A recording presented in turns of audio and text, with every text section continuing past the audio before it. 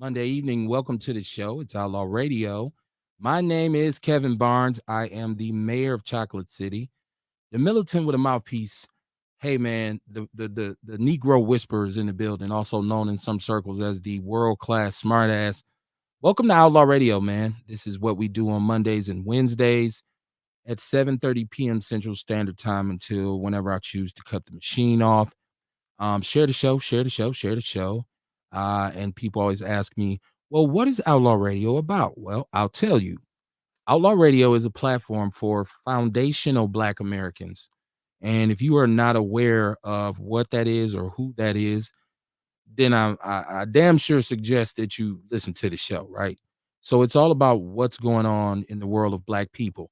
You could waste a lot of time watching corporately owned, sponsored news, and they'll never touch on our issues in the way that they should be touched on, right? But with the new Black media, which I am very proud to be a part of, we have options now, right? We can write our own narratives. We do not have to sit back idly and let other people tell us who we are, what we need to do, who our leaders should be, whether we how we should vote, how we should spend our money. I think those are conversations that have to come from us. So share the show, share the show, share the show, share the show. Once again, my Outlaw family will be along shortly. There's a number attached to the show. The number is 262-202-5131, 262-202-5131. We have a chat room that pops. I mean, pops. Orville Redenbacher ain't got shit on our chat room, right? So definitely, if you don't want your voice to be heard or if you don't want to call in, hit the chat room up. My co-host, one of my co-hosts, one of my fellow outlaws has arrived. What's going on with you, my brother? How you doing tonight? I'm well, man. I'm doing so good today. I'm feeling so good, and I'll tell you about that in a minute. But welcome to Outlaw Radio, y'all. Where we talk that talk and we definitely walk that walk, raising vibrations and elevating thought. Y'all better come on in. I'm trying to tell you, I am the Black woman lover, the Black man's brother, the coach and teacher, hood healer, the ghetto witch doctor. Hey, mama, there go the CMOS, man! Yeah, let's get this shit cracking.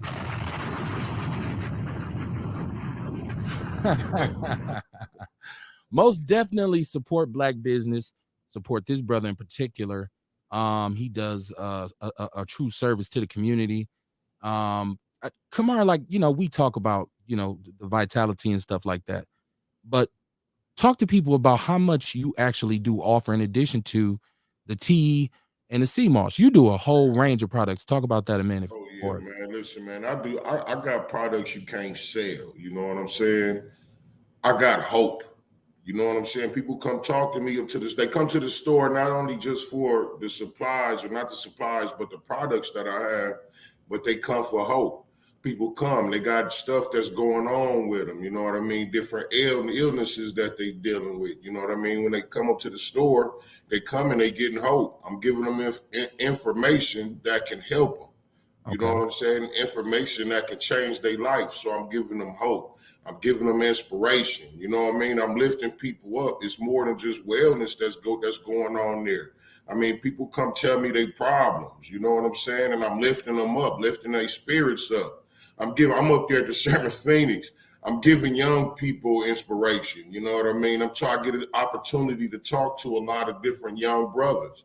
You know what I'm saying? So like it's more than just me selling products there. And this is why I have so much fun. And this is why I find myself at home so easy up here at the House of Vitality. You know what I mean? Because I get to do everything that I like to do. I like to talk to people. I like to lift people up.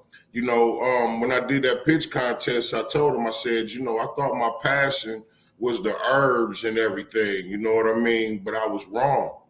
My passion is making people feel good.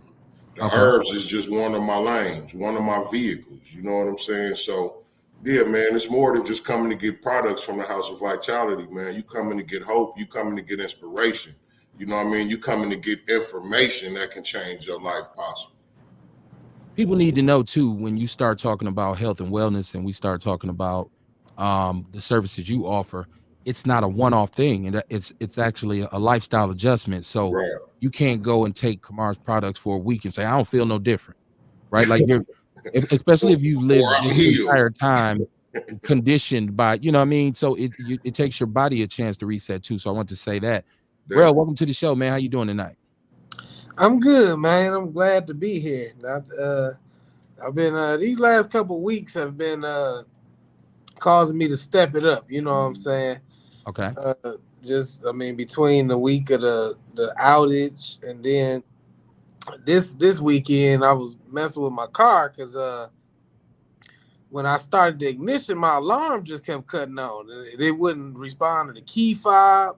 I made sure all the doors was closed, all kind of crazy stuff. So I've been trying to figure that out all weekend. So I just finally dropped it off at the shop today. But yeah, these weekends, man, it's some things I really meant to get to. Like I gotta paint my upstairs kitchen, so I could get that floor laid. So I'm looking to have that rented out by like the springtime. But each weekend is like some unexpected shit happens. But like I said, it's just causing me to regroup and re-outline my goals and make sure I'm prioritizing the right ones. Right. It's funny how when you are a father or the man of the house, it never stops, right? And that's why I always say Father's Day is the most like underrated holiday. That should be the biggest holiday because daddy got to handle it when the walls is caving in. As a man, you got to step up. And if you can't, then you're the definition of the fuck boy that a lot of these women be talking about, for lack of a better term. I do have a guess, my brother. I don't know. Your camera's not on. I can't see you. I really want people to see you before we bring you in. So I don't know if you got to turn on your camera or what, but we can't see you. Yeah, So I just sent a message to the chat seeing if I could get that resolved. Maybe I'll just leave and come back in, good brother. okay, and make sure you have your camera on. Yes, sir. Absolutely. Okay. Yeah, so we got a guess, as you can tell. I'm talking about why I haven't, but it's live from the basement. Welcome to the show, man. I hope everybody's doing well. I'm chilling, man. I'm always chilling, right? Shout out to I want to do shout outs to people, but first let me get the chat room. I see Dion. He says, Kev, what up? I'm back from the Smoky Mountains in Tennessee. Welcome back, man. I seen you posting pics. You ain't posting no picture of your boo though. You ain't posting no picture of the boo though. We didn't see her, right? Dion, let me find out you was in the cabin with a booger wolf. You'll never you'll never live it down on Outlaw Radio. He said I'll be on YouTube in a few. Okay. Jeff Crate, what it do? What it do, Jeff from Texas? He said, what up, bros? Ewalk is in the building. Ewalk the great. Ewalk be snapping on Facebook all day. I be laughing my ass off. Y'all welcome to the show. Share the show. If you're watching, share the show. And shout out to our sponsor, EPU Personal Defense. We'll have Fletch back. I keep saying that. We'll get him back. We'll get him on the calendar. Their website is epusds.com. epusds.com. And you can learn about the EPU system. We talk about personal defense. You know, everybody thinks they're a fighter, right? Like Mike Tyson said, everybody got a plan until they get punched in the face. But I want to shout out. I want to start off by shouting out Sister Lena Taylor. And Lena's been on the show a bunch of times. Lena put in a long tenure as a state senator. And I know people will criticize Lena for whatever, right? But I mean, first of all, nobody's beyond criticism, right? So but I think this sister's heart has always been in the right place when it comes to the community. She was appointed by the governor as a district judge. So shout out to Lena, right? Yeah. I'm happy for her. She's a lawyer. She's been doing her thing a long time. She deserves it.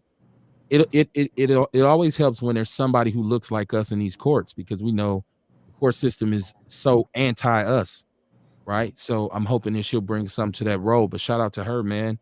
I'm happy to see that she got it. I feel like it's dope that she's doing that. You know what I mean? Like, remember when she originally ran for the judge?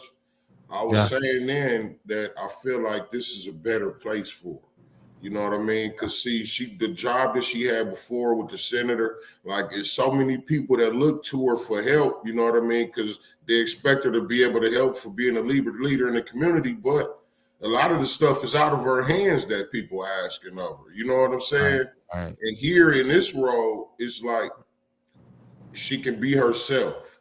Right. You know what I mean? It's not, I don't have to play a game. I don't have to play a role. Look, I'm trying these cases. Mm-hmm. You know, we got a problem also with unjust punishment. You know what I'm saying? So she can play a role in that, an active role in that. She can be a leader in that. Like for the other black judges coming up, you know what I mean? She can set the trends. It's an opportunity for that. I'm not saying that she will, but it's an opportunity for that right now. You know what I mean? And I really think it's dope. You know what I mean? And people got to understand, if we want to get to the place we're trying to go, we got to have people in position. That's right. You have to have people in position. You can't just go overnight, overnight celebrity. You really it's got to be set up. It's got to be, everything has got to be meticulous. So having her in there will give us, some advantage, because it's a person who, and we know somebody who's community based. I give Lena her credit all the time, because when I first started podcasting 10 years ago, and I said, I want to call some of these politicians on, I call her, she was there. Boom. Who, what? No, she was there. So shout out to her, man. Shout out to her. Shout out to the People's News Network, which is our sister Facebook group, my brothers and sisters. I'm telling y'all, like, I go in there and I'm just amazed. First of all, I always thought of it as a group that was based on premium black news. But when I go in there and I see the different platforms, when I say that, I always say I'm an information slanger, right? Like, I tell people that. What I do is just give out information. You take it and do what you want to do with it. But there's a platform in the People's News Network that's for you. No matter what your political kind of perspective is, whether you're conservative, whether you're radical, whether you're pro-black, whether you're militant, it's so much. And shout out to the people who contribute. It's only about 1,500 people in the group, 1,200 people in the group, but I think we do probably the most thorough job of giving premium black news in the People's News Network. So shout out to the People's News Network. I'm definitely very proud of what I was able to create. It's the bomb. It's the bomb. Juice Lady in the building. She was almost on time. Juice Lady, what it do? It's my week with the children, so okay. I'm gonna hop off and go read bedtime stories. Y'all know how I go. So I'm really actually early, technically. Well, you're not, but I get what you're saying. Oh, technically. When a black person say technically, that means you would. Technically. I know I'm wrong, but it's like 9 times out of 10, or at the end of the day, like, that's black people math. Well, really, I'm not wrong. Right. Technically, I'm here on time. Right. I have, in the interest of and once again, this is an election year, so I have a special guest tonight.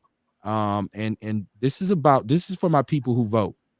If you are still participating, if you are still saying, I have to do my diligence, due diligence, and having my voice represented, I believe in bringing the people who are going to be on this ballot in. But I got a twist for y'all.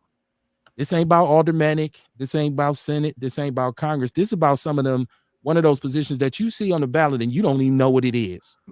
So I'm going to let my brother introduce himself. My brother, welcome to Outlaw Radio. This is your first time on the show. I'm glad to have you here. I want you to just start by telling people who you are, what you do, and what you are aspiring to run or to be. Great. And appreciate the opportunity to be a part of this platform this evening. My name is Michael Harper, and I'll start with, I'm running for Milwaukee County Comptroller, which is the chief financial officer of Milwaukee County, and responsible for managing the debts, paying the bills, providing oversight of the fiscal responsibilities of Milwaukee County for the taxpayers. Okay. But how I got there really is kind of a winding path, which most recently involved me serving as a trustee for the Milwaukee County Pension Board for 5 years, which I was appointed to that role back in 2015 and served through 2020. And in that capacity, as you were, so aptly noting in some of your early comments, it gave me an opportunity to look at the county from the inside and start to look at how the money moved inside the county and inside of government, to be quite frank. And, you know, I'm kind of a research person anyway. You know, I've been in business for myself for over 20 years and in numerous capacities. My first business, I like to say affectionately, I started a trading business back in 2000 when I was still living in Chicago, working on the Chicago Board Options Exchange, the Chicago Stock Exchange. So, you know, back then I was, you know, entrepreneurial, living in Chicago, and eventually made my way back to Milwaukee in 2004. And that was, you know, just kind of a transition period for me, just personally, financially, in a number of ways. And but Milwaukee's home. You know, I'm from here, grew up here, went to McDowell for elementary, went to Hartford Middle School. You know, Wow. they don't even call it McDowell no more. It's Highland Community School. Okay. You know, Yeah. but when I was there, it was McDowell. Yeah.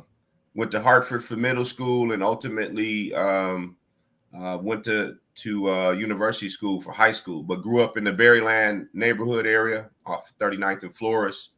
So, Okay. you know, that's, you know, my childhood was, you know, spent playing basketball in Berryland. So, you know, as a kid, I was a hooper. Any playground, anytime, any season, you know, I wanted to get it on, you know, and that Okay. was my thing coming up, play warning, all those good things.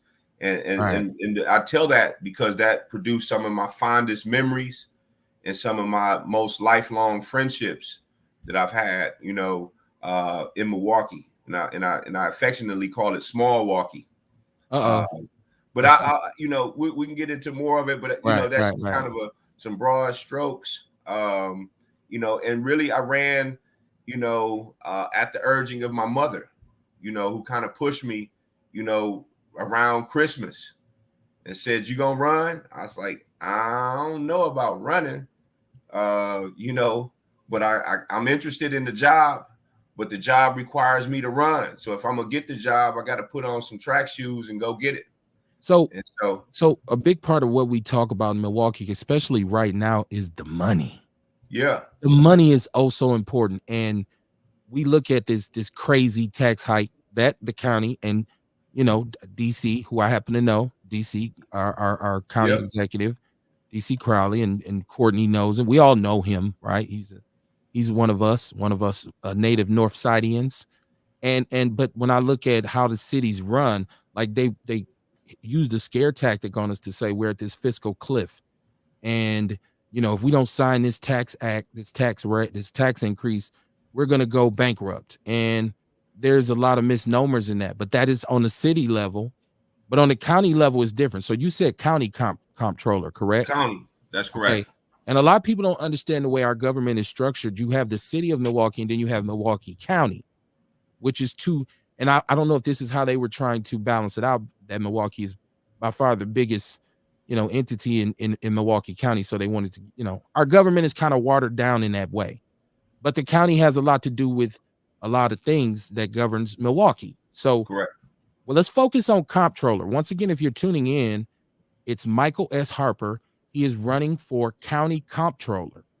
And I know a comptroller deals with money, right? Correct. And so so I looked up the city version. I didn't really look at the county. So what would you be directly responsible for? I mean, because I know the city is dealing with CDBG money, the comptroller does all that. And I was ready to pounce on that. But that's not something you'd be doing. So what contracts do you specifically handle as the county comptroller? I would say the two biggest things that I would, you know, direct our attention to that the county is considering and weighing right now. And then we can come back to the sales tax, because I think that's important to kind of tie some of that in as well. Okay. But the county, the major thing that's in the county's purview is human services, public safety, transit, arts and culture, which includes parks and museums, right? But the two things that I think have the most impact on, you know, people's lives day to day, and I think should be something that we consider as a part of this discussion, is transit, you know, which, you know, that is one area that continues to be a financial burden on taxpayers in the county. And some of that has to do with shifts in behaviors of people, right? As soon as you can get a car, people drive, even people without driver's license driving. So, you know, We know that, right? which People means that without there's cars drive. Now you figured that out. and now cars are driving cars, right? So well, people stealing cars and driving. So, you know what I mean? So, you know, within that, you know, the transit is a big part of what county services, you know, get funded, you know, that impact people on a day-to-day. The other area that is increasingly an opportunity, but it's a challenge, is an area like the public safety building right next to adjacent to the courthouse. Mm-hmm. You know, the comptroller is involved in deciding the redevelopment of a project like that, which is now totaling about $550 million projected. But when you look at it in terms of some other contextual things, it's probably the biggest piece of the MacArthur Square, right? And so when you look at the downtown plan, a piece of what the county is involved in that, you know, is also economic development potentially, is a project like the safety building and the redevelopment of MacArthur Square as a part of the downtown plan, which is both city and county.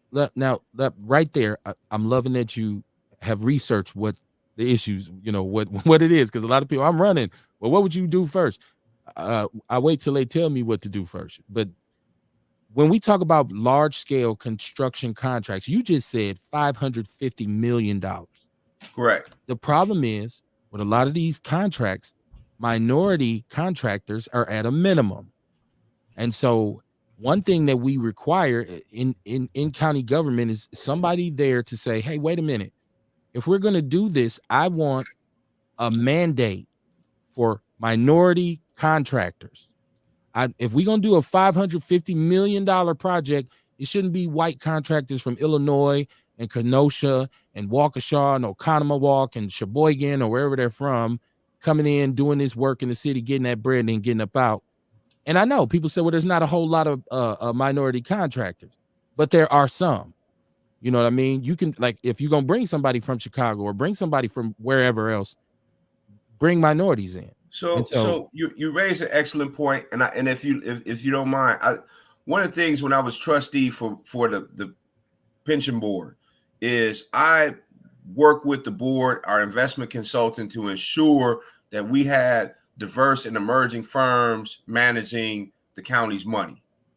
You know, and that had not been done for over a decade period. So you can go back and check the record on that and find the information of that being completed, and that firm has performed, you know, well for the county as an asset manager. But you know, the fight is not just even in construction, and I just use that because I've been a part of that fight on the asset management side, where only 1% of the assets managed, which, you know, range $70 trillion, are managed by minority firms. Okay. So, you know, so that's an asset management, and you start to extrapolate that over across all industries. There is significant underrepresentation.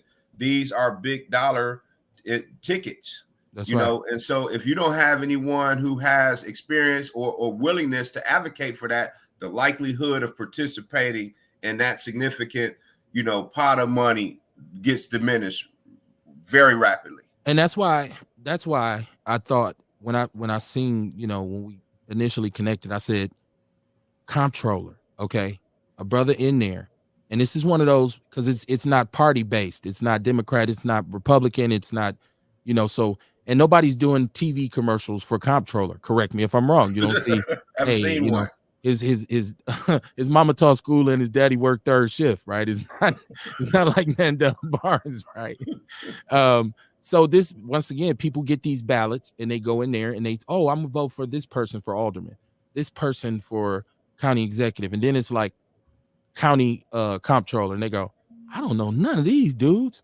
So you end up checking off, and then you got whatever Sklowski as the comptroller, and he will not advocate for us to get anything. It's important that we put our people in places where we can get things done. So the fact that you have experience in going out and lobbying for minority contractors is impressive for me. Just saying Well, that. let me just, share, about some relevant current experience, so Okay. I am a member of the National Minority Supplier Development Council, and we registered, as an electrical contracting firm because after leaving working for a small venture capital firm here locally, got involved in electric vehicles. And so, I saw the potential for, investment in infrastructure as as an opportunity. But the infrastructure side of it came from spending 5 years again as a trustee, because one of the areas we invested in from the pension perspective was in infrastructure, and when we think about what role government can play in terms of investment or where they can make investments, infrastructure is one of those areas. Yes, listen, and you sparking me tonight. Let me catch my chat room because you just said something else that I really want to know about Well, I wanted in to help terms you of out since you went to city first instead of county. No, I'm right. just Yeah, kidding. and I'm loving it. I'm digging it. I'm digging it. Let me catch my chat room. Yes, sir. Dion inboxed me he inboxed me a picture. He said, I can't put it on Facebook. He said I inbox you a picture, Kev. Motherfuckers be nosy. Right. And he inboxed me his boo, who he was on his Smoky Mountain getaway with this weekend. Shout out to Dion, man. Earl Henning, how you doing, my brother? He said, great day, brothers and sisters. Welcome to the show. Sharon Evans said, is he seeking county or city? But Courtney, before she logged off, had said county. So it's county. So if you're just tuning in, we have a guest tonight. His name is Michael S. Harper. He is running for county comptroller. If you don't know what comptroller is, don't be shy. Don't be sitting there acting like you do, right? And just listen up and you'll learn a lot. Everett Gransberry's in the chat room. Shout out to my brother. He said, greetings, everyone. If you are going to ask for minority involvement, make sure that it starts at the pre-construction phase so that you're in the same so that you're in the game, I'm sorry, at the bottom floor and can have knowledge of aspects of the project. Okay. Definitely. Well, we want to be involved from the rooter to the tutor. So yeah, we want pre-construction. I mean, believe it or not, there's black architects, there's black engineers, right? Like it ain't just about driving a dump truck. You know what I mean? So, but I want to touch this too before we move. Shout out to Jeff Crape. He said KB for alderman. I don't know if I got the patience, Jeff. I don't know because I'd be Mike McGee Sr. part 2, right? Like it'd be hella take to the captain when I'm with me downtown. I'm telling you, people would get called on the carpet. It would be ugly. But you mentioned the county pension, which for a long time has been a mess. Yes. And they still blame one of the biggest blames that I heard Brother DC say when he was endorsing the tax increase was that this county budget, and I realized who set it up years ago and for who, right? $1 million payouts for people. And so this has been a mess for a very long time. What role would you have in kind of governing that and how that's run? Well, the role of governance is that of the pension board itself. Okay, there we go. So, just to make sure. But what I'll say to that is that while a trustee, we took on a lot of that work that is still being done to rectify, things that have been set in motion when Ament was the county executive. These enriched buybacks, the complicated collective bargainings, so it was, many fiefdoms and thiefdoms that were baked into that, you know what I'm saying? And so, the years of, really just unpacking that, cleaning up the ordinances and the rules to reflect, the times and to get rid of some of those old policies that created, errors that had to be corrected, and that cost money. You know what I'm saying? Mm-hmm. So, that was that work still continues, but a part of what's happened is with them freezing the plan for new people to enter, the new people will go to the state. Now, that was something that was discussed as a part of the sustainability task force in 2018, which I sat on. The will wasn't there to push it there, but there was definitely other alternative paths that could have been taken, even after my departure, to address this separate from Act 12. Now that's just an opinion that I have because I've been on both sides at this point. But I think the net result is one that hopefully it gets wound down smoothly at this point. But again, I think there could have been a better negotiated path to resolving this, and so it, like you said, it all got put into one bucket, and these issues needed to be resolved largely on their own merits, in my opinion. But once again, it's a result of us not having us in positions. And they like to say no taxation without representation, but we are truly underrepresented when we start talking about these kinds of, because this is a position of some real, I don't want to say power, because that word, people use that too much, but it's an important position that is really a important piece of this machinery economically. We keep talking about all the injustices that we go through in this country. We keep talking about all of the short ends of the stick that we come up with, and then we'll turn around and say, well, I'm not gonna vote though, because they just gonna do what they do. Well, what they do is put themselves in position, so we're not even considered. 48% of this city is not considered.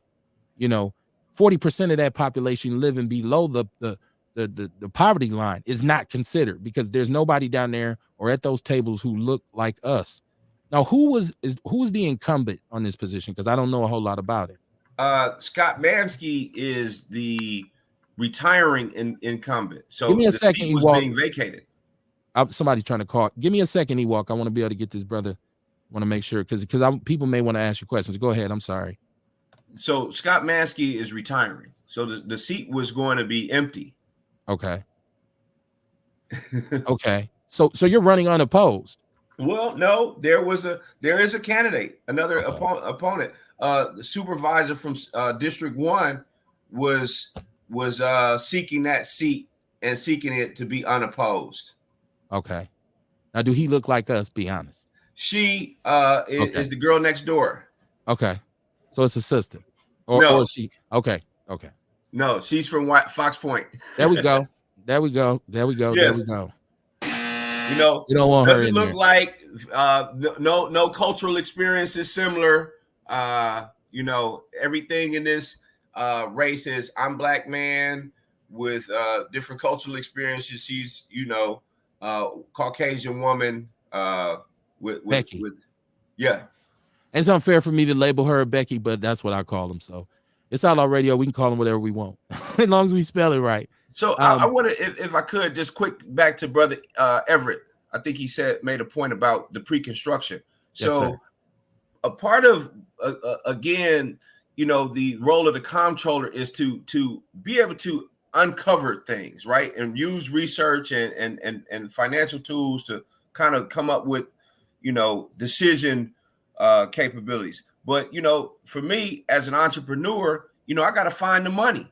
So, one of the things that I became kind of adept at and kind of good at is looking through budgets and looking through, financial statements, trying to find the money.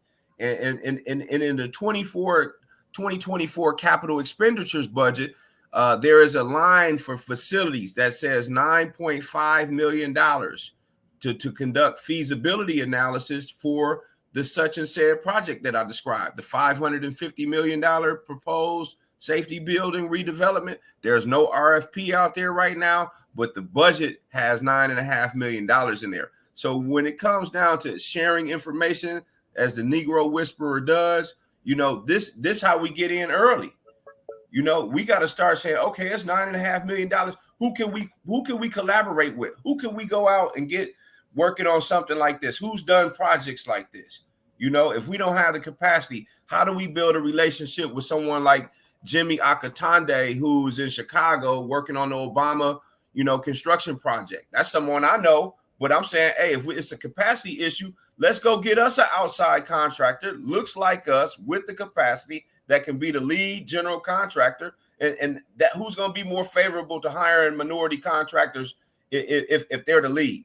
That's right. And so we have to be open to that type of partnering and collaboration and thinking, more grander, you know, to address and get ahead of some of these things as well. So we have to be more proactive in that sense, you know, so that we can start to have the same advantages and level the playing field so that we can run harder, faster, and win more of this business and opportunity.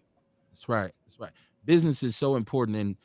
And right now in a city like Milwaukee, where gentrification is on the precipice, it's sitting there looking us right in our face. And I even heard that one of the county initiatives was to establish affordable housing in the surrounding suburbs, which I question because they don't want us out there right now when we go out there to shop. So when we start living out there, when you start transporting poor people out there, they're really going to be mistreated. And this is a county initiative. And so, and then what the property that you abandon goes to the gentrifiers. That way they ease us up out of here. And so when I looked at that, and I haven't had any issue with a lot of the things that Brother DC has done. But when I seen that, I scratched my head.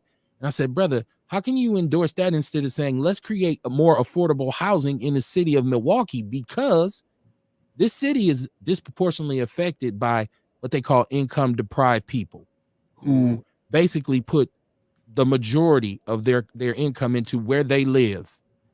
Housing, rent, what the old man in New York used to say, the rent too damn high right now, people. And so you're going to tell me, okay, well, we ain't going to help them here, right? We'll just build something in Waukesha where we know about Waukesha, right? If you black and you know about what goes on in Waukesha and Kenosha and the wild counties and all this kind of stuff, instead of just pouring those resources in the city. Now, I'm going to add this, and this ain't got nothing to do with your race, but when you look at what's happening to the housing authority in the city of Milwaukee right now, under fire, then got regulated by the government, right? They done took Section 8 and rent assistance out of their hands. We're going to talk about that later in the show, but I'm saying with all of that going on and you see the attack on affordable housing in Milwaukee, I didn't understand how Brother DC could endorse, okay, well, let's put affordable housing in Wauwatosa or Kenosha. Like, what? That don't make sense. So I don't know how much of a role you would have in that, but let me, you know, so I'm an Acre alum. I've been through Acre, Associates Commercial Real Estate at Marquette. I was in the first cohort of that. So after 20 years, I'm reflecting, right? And so we have gotten again pigeonholed into being just affordable housing developers. Okay, you know, but the spectrum of range of what affordable housing can represent is a broad spectrum. And I would say we do need more affordable workforce accommodations in the city of Milwaukee. It's not all low income. You know, right. what's happening to the people who work hard every day, supposed middle class out? You know what I'm saying? That hollowing out of the middle class. Now they going further and further away from their, you know, circles of living and influence, right? Because affordability has pushed them out, you know? Right. And so we have to start saying, okay, we want another product though, because again, it is gentrification. But I'll raise this, you know, why don't we start gentrifying? Why don't we start buying up these communities and being the investors and owners in them? Why do we just continue to just, you know, say they're gentrifying? What happens when we're gentrifying? So, you know, because we are invested in preserving our own, you know, stake and claim in these communities. So the short answer to that is, and hold on, I want to catch my chat room. Serena Lynette, how you doing, my sister? She said, hey, Outlaws. Shout out to Rena. Ewok said he tried to, Ewok, I'm going to get to you, I promise. Jeff said he wish he could vote in the mill. I'll say, okay, so the short answer to that is, why don't we as a people start to gentrify? Well, the answer point simply is that the money ain't there. The capital's not there. And so we lack like employment resources. Now, this is why I get on the county about too. I guess they call themselves making this grand statement a couple years ago saying, well, we've decided that discrimination and racism is a health issue and it's a health hazard. And we're going to put in diversity, equity, and inclusion. And we're going to start doing cultural sensitivity trainings, but they did not change their hiring policy, in that probably 85% of the administrative positions within the county belong to white people who don't even live in the county or don't live in the city. So That's leaving us to go and work, and no knock on no man who does it, but how far are you going to really be able to go in terms of becoming an investor if you work in a warehouse for $13 an hour? Unless you're going to have, now I got to drive all the way to Sheboygan to get a job where maybe I'm making 20, but most of that's going to go into gas and auto maintenance. And I'm going to get harassed by the police every damn time I come to work and every time I leave. So the short answer to why aren't we gentrifying is because we don't have access to the wealth that they have. You got these depot babies. You got these trust fund babies now who, by the way, don't want to follow the example of the baby boomers or their children and live in the suburbs. They're saying we want to be urban. We want to live downtown close to the Pabst Theater and close to the stadium and the lakefront. Why can't we want those properties? So they have the wealth right now to come and buy that up from us. So I'm just saying, I feel like if we had more access to wealth in the city, and believe me, on this show, we're glass half full because Kamar tell you the money's there, you got to go get it. Kamar don't believe in nobody giving us nothing. So before he roar on me, but there still is a responsibility by this city and this county to bring employment back here that it had in the 70s when we had the highest standard of living for Black people in this country. I just don't see them doing that so Black people can say, well, I can go get a job where I'm making X amount of dollars, raise my family, and buy my property. And I'm sorry, go ahead. No. I appreciate that because you're right. And a part of this reality, I've been advocating for over a decade to redevelop Century City. But what I realize is that I have to be honest that white people not coming back here. Not while we're here. They'll come when we gone. And if we expect to have anything different, we're gonna have to identify some new partners too, because they not going. You know what I'm saying? So just as a part of this, I'm planning to go to Canada in April with WEDC. Okay.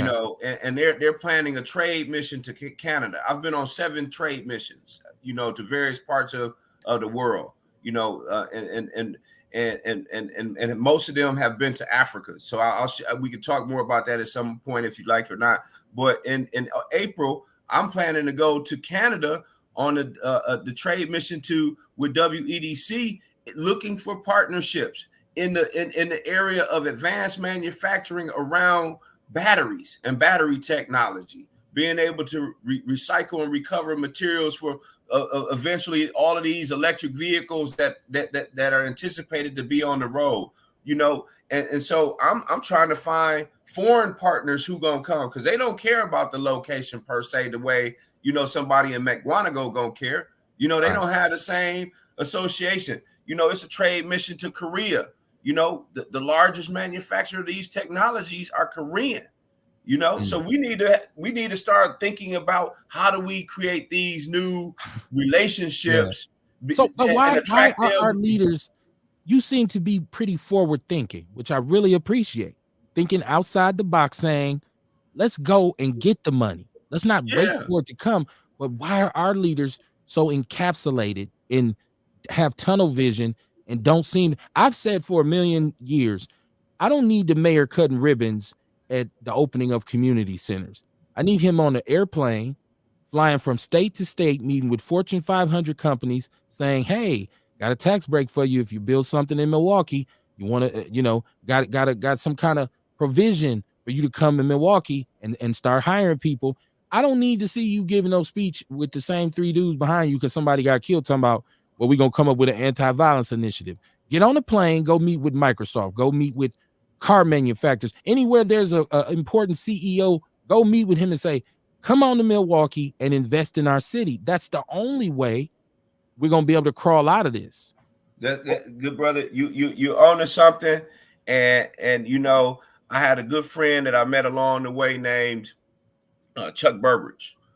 And he always said, I'm the man that no one sent. And you ask me why our leaders haven't done that, because they already have prepackaged agendas that have been presented to them.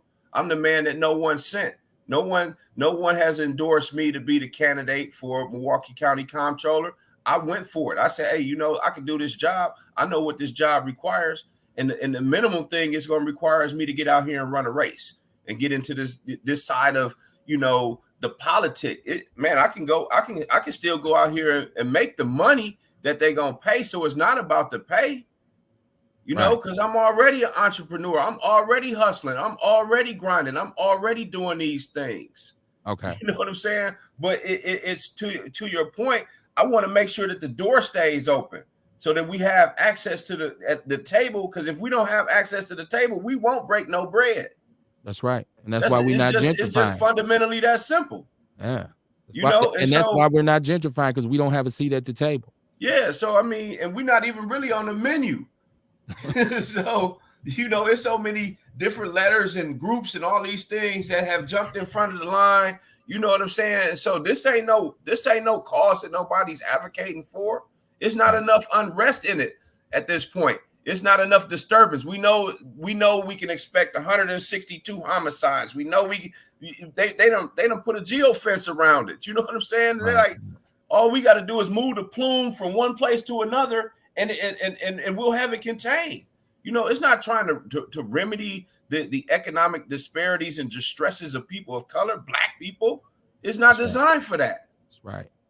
And honestly, it's a conflict of interest for the state to do anything for people of color, because that would offset their ratio for the Department of Corrections.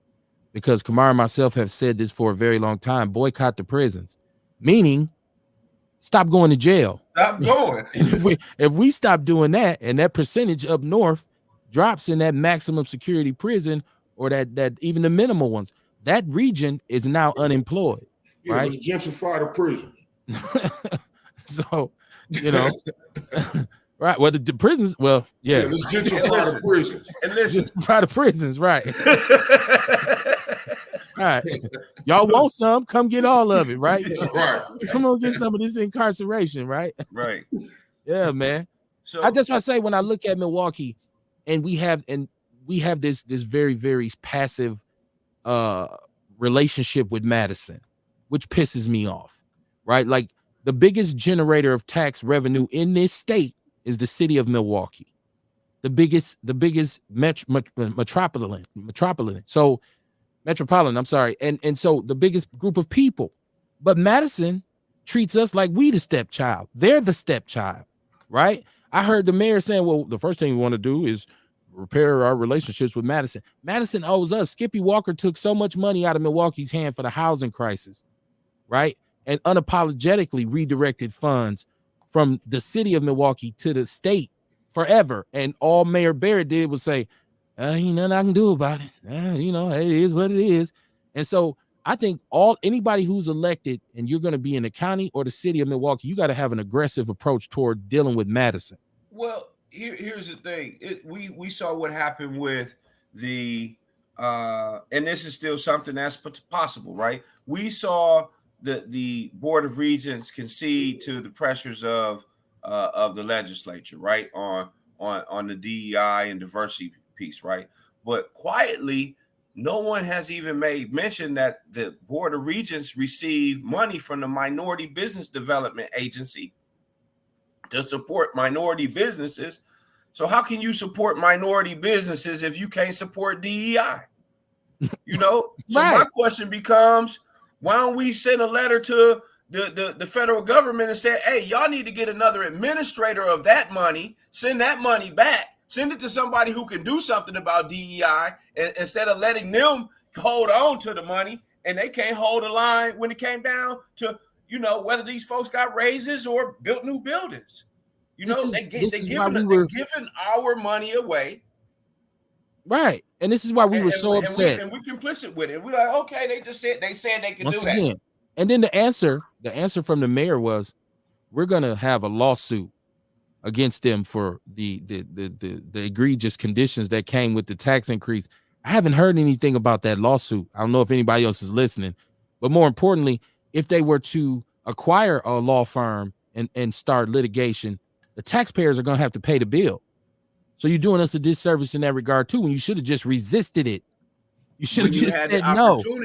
Take that off. Legal opinion provided by outside third-party legal opinion, right? And that way, you know, you wouldn't have disenfranchised the people by tax. Right.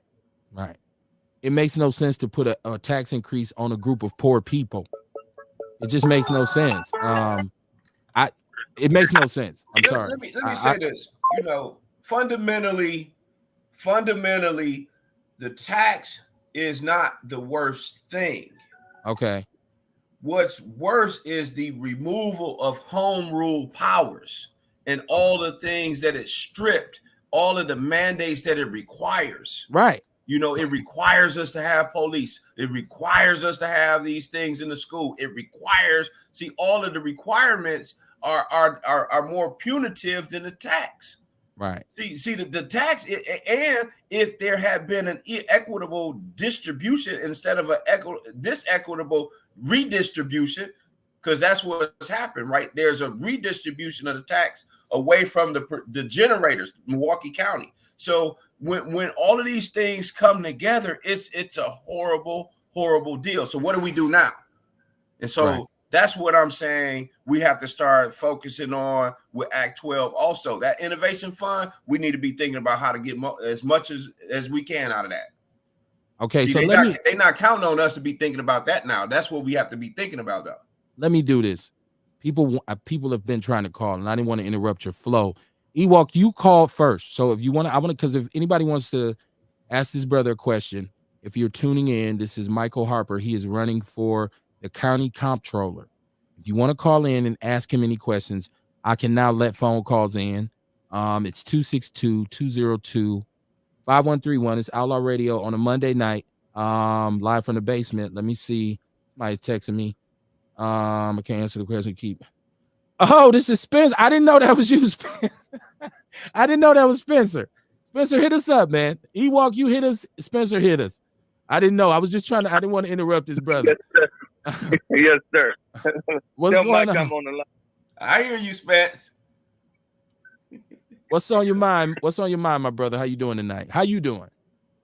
Hey, great. You tell Mike I'm on the line too here, so we can interject about that legal question.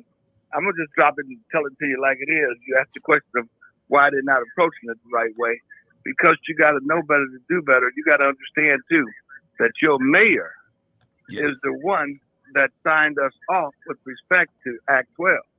He ain't suing nobody. He got exactly what he asked for. But he's telling you a bill of goods saying he's going to do something to recover it. That's BS. Smoke and mirrors, brother. Okay. I thank you for the clarity. Absolutely.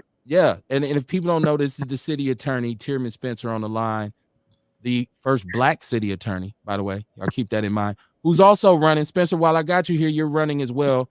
What's the, as Chuck D would say, kick the ballistics on how your campaign is going? Well, you're going to hear in about a week that they're going to come out when the young lady accused me of touching the knee. The paper is going to try to blast that out so they can derail my campaign itself. But then they'll give me an opportunity to bring out and show the plot and how they played against it. But we straight ahead, man. Straight ahead with this.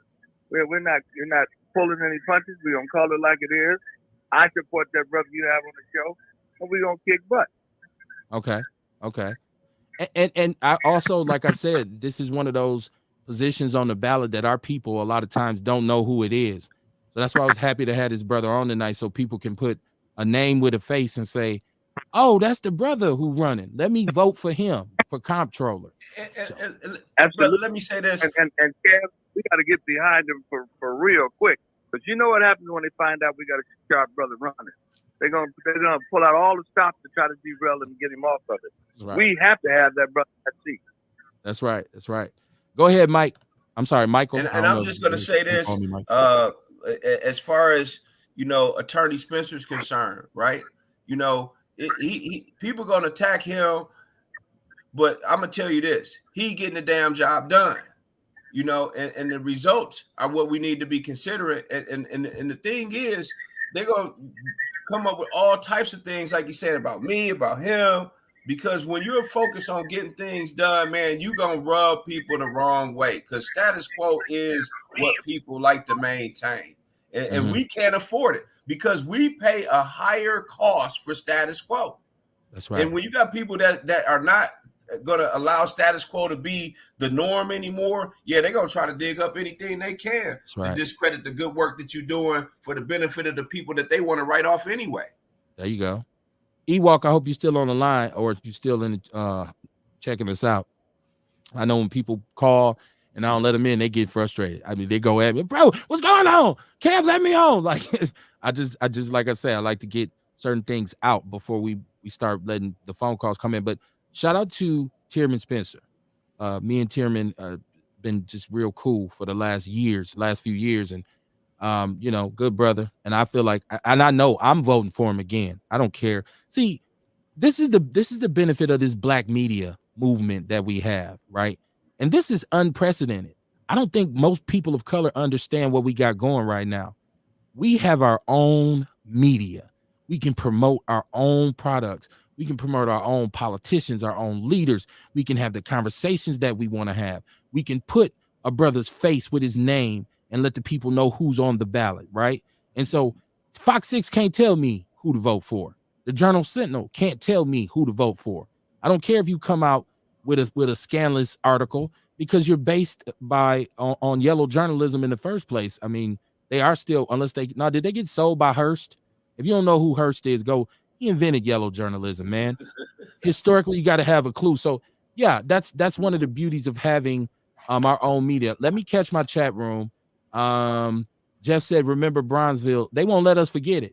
And it's almost kind of funny because sometimes I feel like they rubbing our face in it. Like, look, y'all used to have y'all own stuff. Don't got it no more. Head to Wauwatosa and shop at Mayfair. I just feel like they making fun of us a lot of times with that. John Fletcher said the game is rigged. We have to find the loopholes in the rules and try to circulate our money back into the community. Mark Ross, greetings, brothers. How you doing? How you doing, my brother? How you doing? Peace.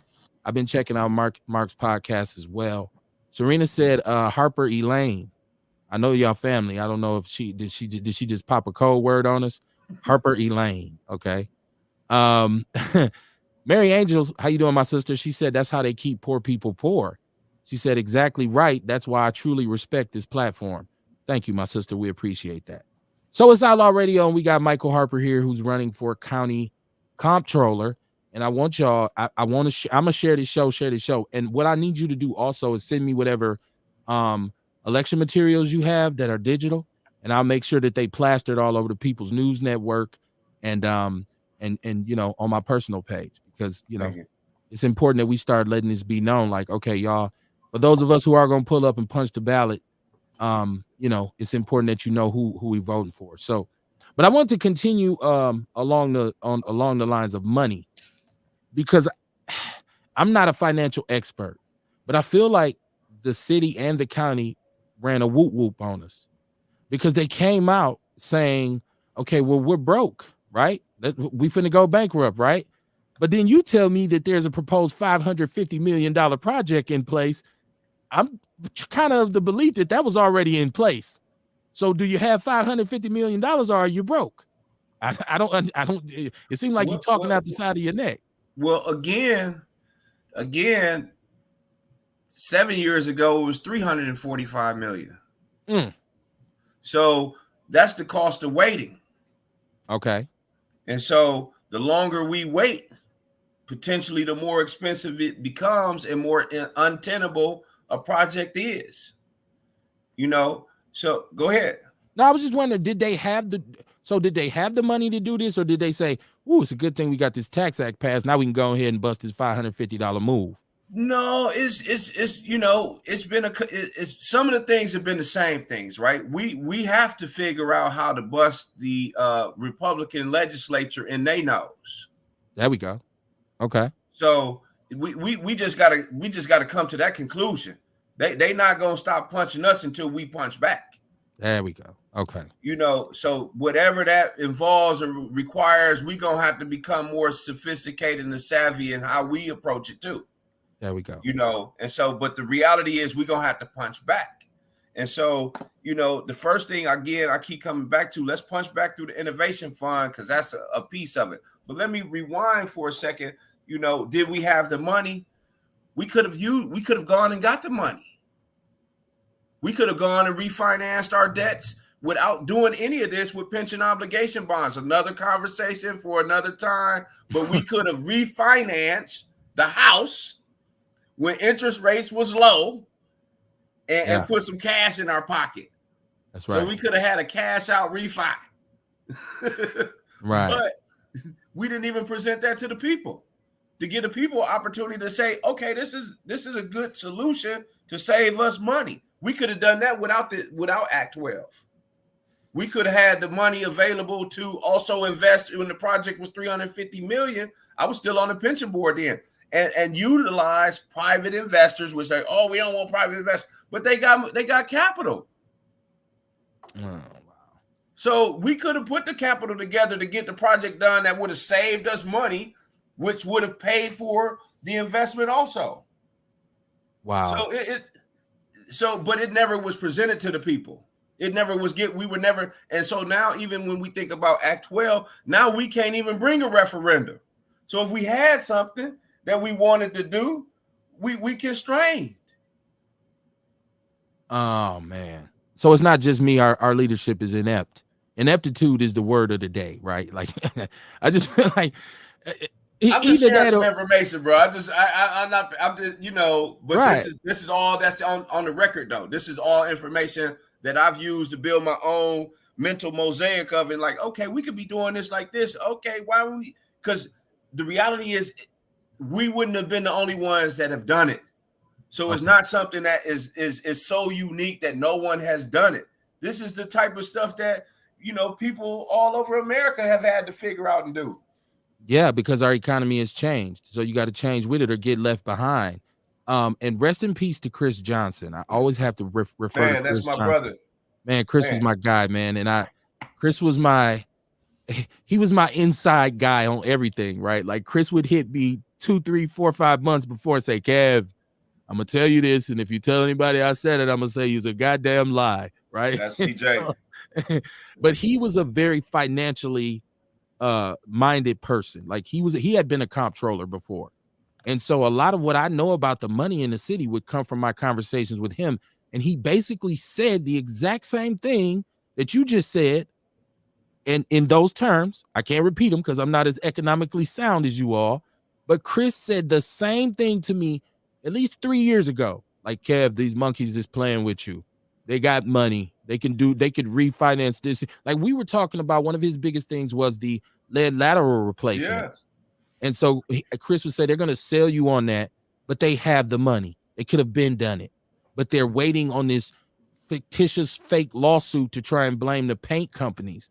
And so that's why they sitting on it. So I know what you're saying is valid, because it's the same thing that Chris used to say to me all the time about, don't let them fool you. I'll tell you where there's money. I didn't always understand what he was saying, but I knew what he was talking about. Shoot, I was following Chris since I was 14, man. You know, I used to go hang out with him at Howard, you know, in DC. Okay. You know what I'm saying? So I miss that brother. Man, you know me what too. I'm saying? I miss that brother.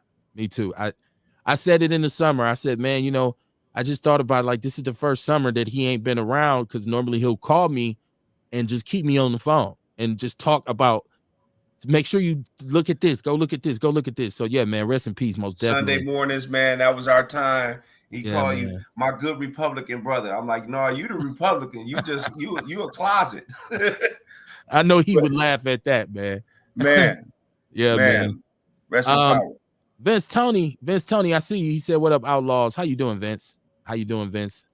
We have our guest tonight is Michael Harper, who's running for the county comptroller, Vince. Vince is a business-minded guy too, so I'm pretty sure Vince is enjoying this conversation. Vince was in Alderman District 1, wasn't he? He ran for it. Yes, he's run for it. Yes, Vince is the Ice Cube of the first district. You know, they said the nigga you love to hate, right? Like, people, Vince is controversial if nothing else, right? Like, people say, oh, that damn Vince Tony, right? He said Chris Johnson will always be missed. Yes, I forgot that he and Vince was tight too. We had a little circle of who Chris talks to, and so it's funny that I bring him up and the brothers be like, man, you know what? That was a good brother. So yeah, man. Yeah. Shabaka St. Core out in Sin City. How you doing? Shabaka. And Shay and Kruma's in here too, and I missed him. He says, peace, Outlaws from the Mile High Income and Migrant Flooded City. Frontline Black News. Shabaka's Black Experience Enhancing the Revolutionary Agenda. My brother, what I want you to do for me is I want you to stick around. I don't know how much time you have. but I want you to stick around because I want to get back to this conversation. Yes, sir. And I want people who may even tune in late to be able to see you and say, who is this? Because who Kev got on? Michael S. Harper, who is running for county comptroller. So I don't know how much time you have, but we got plenty of time left. But I just want, let me know when you say, Kev, I got to tap out. It's cool. Because I do want to say this is a new year and the violence hasn't stopped. So I have to talk about this 26-year-old security guard who was killed at Eve on Fond du Lac Avenue, the club Eve, along with 2 other people. And there was several other shootings. It's ramping up. I guess this is my point.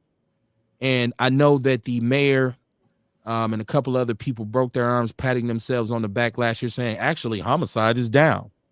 Well, and it was like they was taking credit for it. But so it's still prevalent. It's still going on in our city. And I don't know when people will start to understand that we won't have any venues as people of color until the violence stops, right? Every time you kill someone and somebody got to close down their hard-earned business that they put sweat equity into, you taking food off their table, right? And so the violence and the safety, I always have said, since we know that there's violence in the community, right? Why don't the county and the city team up and launch an initiative in which they co-patrol the community, particularly on weekends when the clubs are popping and the taverns are popping? Because see, if you go down on Brady Street with some bullshit, you're going to get regulated, right? And it seems that that's who they take care of. We, once again, as people, have allowed this to happen where why is no police around there? Why are our areas continuously under-policed? But you go downtown and touch a Marquette student, all hell breaks loose. They damn near calling the National Guard. So I want people to remember these situations when it's time to vote. I don't want you to look at our mayor as here's another black man. I want you to look at his track record. I want you to look at the state of the city. I would say the same about Brother DC, but we've even established on the show, we're more inclined to say, okay, DC, we're willing to vote for you to come on through one more time. But I'm bringing David King on, who's a Republican, to run against the mayor because I'm thinking it's time for somebody new in that seat. Because I don't hear any forward leadership coming from downtown. And I listen, I watch, I don't see you. I see you make up excuses for everything. Case in point, you hired Willie Hines over the housing authority, and they've just been regulated by the government for mismanagement. There's millions of dollars missing from the housing authority right now, right? Where's it at? Who got it? Where's that? Right? We ain't asking these questions. All we saying is he black, I'm gonna vote for him. That's over. All skin folk ain't kinfolk. Hire your ass, fire your ass. And that's why I'd like to say, when it comes to people who are running, that's why I appreciate a brother like yourself who can come on here and spit it how it is instead of trying to, because if you'd have came on here with the Kool-Aid, we would have been like, no. The chat room would have jumped all over you. It would have been ugly. I would have been like, damn, man, my bad, bro. Because it's happened before, right? Right up. Right, We call bullshit real quick. Yeah. It'll get a little blue. So that's what I'm saying. And I hear your ideas. And when I bring somebody on who's running for office, if I ask you a specific question, I want you to give me an answer. I don't want you to give me a blanket statement like, well, in terms of the economy, we don't fix it. That's not no answer. Well, how would you do it? Well, I'll call some people and ask them what. So you had specific plans and specific sources and specific structure to what you would bring to the office. And I just want to tell you, I appreciate that. I appreciate that. Listen, man, right now we live in a time where everything is everything. Are we not paying attention to what's happening in Texas? Are y'all up on what's going on in Texas? Kamar, Rail, anybody in the chat room? It's damn near civil war in Texas. I know we don't pay attention because it's out of sight, out of mind. You actually have the state of Texas refusing federal orders from the federal government in terms of regulating migrants coming in and illegal immigrants. And so the Texas National Guard has kicked the Border Patrol out and said, nah, we got this. They've begun to arrest these people and people aren't paying attention with what's happening with the immigrants, right, in this country. And we've talked about them in Chicago, the influx in Chicago. We've talked about how all of a sudden these people are given more sanctuary and more benefits than some of us in some cases.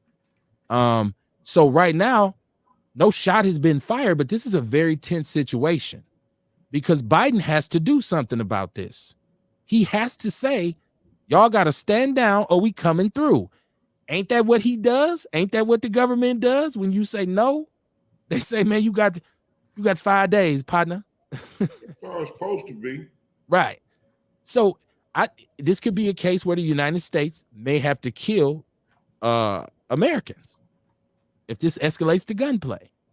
This could be a potentially dangerous situation. Well, we know they ain't gonna do that though. We saw how they did with that whole Madison. I mean, not Madison thing, the Capitol. Okay. You know what I mean? You know they ain't gonna just gun each other down. But who knows? You know, because I really feel like, you know, that's what the race war gonna be. It's gonna be white people fighting white people. Okay. Okay. When you get us involved with 2 wars overseas, and then you got foreigners slipping into the country at the same time, I think, you know, I think like that right there is one of the battles that ain't ours. At this point. We can't worry about that right now. Okay. At this point, right. At this point, we can't, we can, but you know what I mean? Why? You know I feel like we got bigger fish to fry. Us. And I agree with that. You know, we're not gonna stand behind like we Tim Scott. Smiling. It's not our fight. Right. You know, and I agree with that because America is gonna be stretched out on too many of its own fronts. Yeah. You know, and so that's the risk that, you know, we're starting to engage because we're offending our allies too. You know, because they start to believe if they treating them like this, how they gonna treat us? Right. Well, I can tell you where it does become our problem. And this is my answer to everything that's not our problem is as long as you spending my tax dollars, as long as because my tax dollars are being spent here. So it does affect me. And if you're going to bring in immigrants, right, and house them, especially in a community somewhere, I feel like where they're going to put them is in our community. Right, I heard somebody say they trying to make new niggas. Ain't that who said that on the show? They trying to make some new niggas. And that's right? very possible. You know what I mean? But you know, at this point right now, ain't nothing we could do about it. Well, be vocal about it. Be aware of it at least. Because you know, Kev, the agenda gonna get pushed regardless who's in charge. Well, we got a presidential election coming up. This will be a hot button topic on the campaign trail. But they agenda gonna get pushed no matter who's in charge. Well, yeah, that individual's on agenda that will. Yeah. On that level. You know what I mean? Like I ain't talking about the local level. No. We're talking about national. I feel like our vote really make a difference on what gets done. You know what I mean? But on that level, like they gonna go to war or whatever, Texas and the United States, however it go. You know what I mean? But us, black folks here in Milwaukee, we just got to run with whatever happened down here, dog, and figure it out from there. That's how it's been through history. They've been busting us over our head, and we've been figuring this shit out. But Kamar, Wisconsin is a very pivotal state in the presidential election. And so we have some clout in terms of Wisconsin is a swing state. So if the voters here, in terms of selecting a presidential candidate, in terms of selecting a presidential candidate, we do have a say-so in that. And so when Biden comes here, or whenever any Democrat or Republican comes here, if we say as black voters, we're concerned about how immigrants are getting access to things we don't have. Our community has already been invaded by Arabs, Asians. Now there's a Latino explosion. How far down the list are you going to put us? And we demand some accountability and responsibility. What's your opinion on that? How you feel on that? So I'm saying we can't wait too long and keep saying it ain't our problem, and then all of a sudden it's too big for us. But you know, again, like I said, at this point, you know what I mean? At this point. But you know what I mean? Now we got to agree that the president is a puppet. The president doesn't actually make these decisions. You know what I'm saying? Right? His agenda, though, you just said it The yourself. agenda, Whoever's the in agenda charge, of whoever the president worked for. but you gets just said pushed. yourself, who's ever in charge, agenda will be pushed. So look, Trump's agenda was that wall, build that wall. And when he got in office, it was pushed. People had a problem with it. When he got out, they stopped guarding the wall. So you got all these people just basically walking through the fence into Texas. They're just coming over. And so Texas is like, hold on, wait, what's going on? Man, I know I've been getting plenty Colombian applicants. Like, I don't know where they coming from. I mean, I guess Colombia, but I don't know how the fuck they getting all the way to Wisconsin. And see, and that's the thing right there. You know what I mean? And that's the thing right there. Here we is worried about the border, but these motherfuckers letting immigrants in from everywhere else. They might be coming from Chicago. So again, so again, if they gonna make them the new niggas, why don't we be the new motherfuckers that selling the new niggas shit? That's so complicated. I can't. It's not complicated. It's simple. It's simple. Since we saying we the niggas, we the biggest consumers. If they gonna make some new niggas, we gonna make them the biggest consumers, and we gonna sell our shit to them. Go ahead, Brother Harper.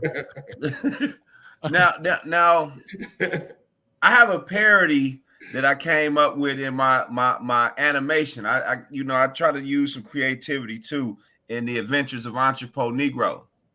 Yeah. And in this parody, one of them is called Buying the Rights to Niggas. Okay. And that goes back to what we were saying with this prison industrial complex. Yo, young man, if you're gonna go do a 40-bit, let me hold that paper on you, because that's gonna produce $40,000 a year for 40 years. You know what I'm saying? Do the math. That's $1.6 million. I take a $2 million life insurance policy out on you and give your mama $400,000 if you die along the way. Okay. See, it's a parody, but it's its own shock value. But to the witch doctor's point, man, I was at the economic biz, the Biz Times economic trends this week, and they said we need unconventional talent and we need to come up with sane immigration policies. I was like, what's a sane immigration policy? Why not a humane immigration policy? A sane immigration policy? What is that? So. And then on the flip side, it's just an observation. I look at my Indian community who's moving in, and now the new occupiers of our economy in most urban centers. If you haven't paid attention, they're the new occupiers. And I'm not mad at them at this point, but I did make an observation. If they do hire a black person, it's generally an African. There you go. And so it made me think, if I need me some talent, why ain't I trying to recruit me some Africans with the witch doctor so we can get us some folks who can help us get more done? We can't use the folks we got right now. Well, exactly. You know what I mean? It's like, okay, they're going to capitalize off of us. You know what I'm saying?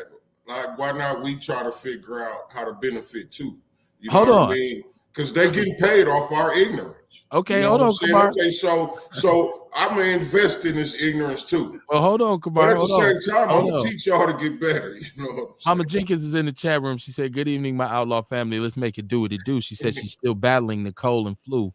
Yeah, Mama Jenkins, you need some of that good elderberry from Kamar. But welcome to the show. I'm glad you're bugging it out. Give me a call. I put my number in the chat room. Vince said they're arresting immigrants. They're able to use the arrest paper to fly on airlines. As a military vet, the government has to be worried about who's crossing the border. Absolutely. He said immigrants will be taking those jobs people of our culture don't want, which in the long run will make people of our culture power. Listen, here's the deal. When in the whole discussion about what happened when you got your eyes closed, right? I live on the northwest side of Milwaukee. And for years and years and years, there was black people, there were Arabs, and there was the remaining majority of the white population, unless you count in the far east side where they live. But all of a sudden, there's this influx of Hmong people. Shout out to the Hmong people, right? I love their solidarity.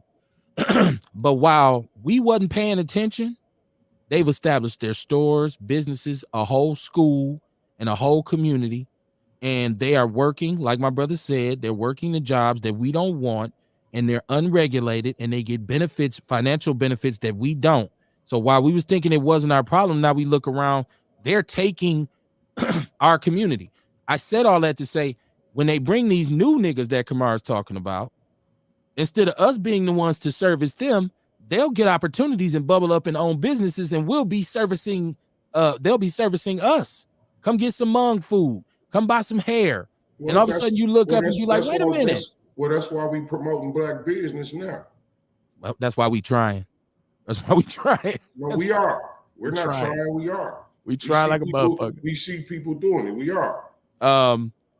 Vince says power equals poorer. Okay.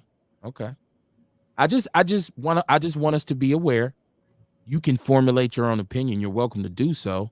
For the people who were trying to call in earlier, the line is definitely open right now. We still have Michael Harper here, who's running for county comptroller. We talking about money tonight. We talking about what the young folks say, getting to the bag, right? I don't know if I sound cool saying that. Some shit you just can't say as you get older. Like I'll say something, my kids be looking at me like, Dad, don't ever use that word again, right? I must have made a mistake and said spin the block in front of my daughter. She was just like, no, Dad, no, don't ever say that again, right? Like oh, my bad. So it's hard to be cool. I got to use 90s words like dope and fresh or something, right? But I just think at this time, black people need to make themselves more financially literate than they've ever been. Like Kamar is talking about promoting black business. I say we trying because I don't think it's fully where it should be. But that is part of the problem with my brother saying that there's money allocated for us that we're not getting a share of. Hey, you're right, Kev. You know, Outlaw Radio should be on the national level by now. You know what I'm saying? But we on the way, right? Yeah. We working on it, right? We trying. That's all I'm saying. We doing it. We on the way. We doing it. We ain't trying. Let me share a couple. I do shit. I don't just try. I do it. Right. Go ahead, Michael. No, I was just going to say in terms of just the, some things that are on the horizon that we need to keep an eye on. So the EPA last fall accepted applications for 3 programs, $27 billion in total for the Greenhouse Gas Reduction Fund, the Solar for All, and Climate Accelerator. So $14 billion is going to the Greenhouse Gas Reduction Fund, the $7 billion for Solar for All, and $6 billion for the Clean Climate Accelerator.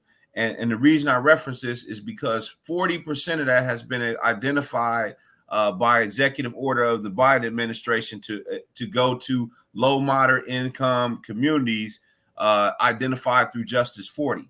So 27 billion, 40%, that's $10.8 billion. That's following the bag, and a lot of that is designed to provide investment in these communities to help them reduce energy poverty. So when we say we want to make this the healthiest county in the state, and we want environmental justice, and we want how we going to do that? So this is a way that we can start to get some of that done and have some direct impact on people in these zip codes that are experiencing higher energy bills, very few consumer choice. And so these are things that I've been working on, independent of this process, but what I started to consider lobbying for, because again, if we're not voicing ourselves at these tables, at the Public Service Commission, at the Green Ribbon Commission, where they're making decisions at WEDC and DOA about how to spend these dollars, man, it's people deciding for us that don't have our interests at heart, and it be some people that look like us that are there, but they just don't have the voice, or they're not utilizing that voice to say, hey, this says this, and we need to adhere to what meaningful benefits mean. We need to understand that socially and economic disadvantaged communities, yeah, that's a big, broad definition, but we got to make sure we get our lion's share of that piece of that money. There you go. And if we're not, ready to punch them in the nose about it, hey, they just gonna keep going with the status quo, man. It's just that simple. And for someone who lives as an entrepreneur in small business, you got to go with them 4 or 5 smooth stones and your accuracy with that slingshot got to be precise, you know. But you gotta slay these giants. You know what I'm saying? But it's the confidence of saying, hey, I got Outlaw Radio behind me. You know what I'm saying? I'm gonna go put this out there. You know, because when they try to attack me, what they gonna take from me? They can't take nothing from me. Right. You know what I'm saying? And so when you get in that position where you're not afraid of what they could take, man, you ain't what you willing to lose. Yeah. You know what I'm saying? Yeah. When I start feeling how you gonna feel? Because you can't take nothing from me. Yeah. Ain't no excuses. We got to do this shit. Yeah. But once again, I'm on record for saying we don't need affable Negroes in these positions. We don't need user-friendly Negroes. We need a bunch of kick-ass brothers who got their business in line, got their ducks in a row, got a passion for the people in the community that will stare these dudes face down and say, that's bullshit. We ain't doing that. Get it right. You be standing there like Denzel Washington Glory with that tear running down your eye. Yes, sir. Hey, man, you gotta take one for the team, Denzel. Yeah, but you know, you take that shirt off proudly. Right. Like this ain't the first time you done put your whip on my back. That ain't gonna move me. Well, you know what I'm saying? I think people missed the most important part of that scene too, was Morgan Freeman's part where when he said why was he running? And Morgan Freeman said the boy was trying to get some shoes. And they looked down and they realized none of the black dude had shoes in the snow. Their shoes was all tore up. He was trying to get him some shoes. So Denzel said, this was worth taking one for. I need some damn shoes on my feet. It's cold out here. Right. So people always miss that part of that scene. That's just a little cinematic trivia question for you. Yeah, no doubt, man. Shout out to Ace Cooley. He said I'm late. But who is this brother? This is why I asked you to stay on for people who tune in later. Michael S. Harper, who is running for county comptroller.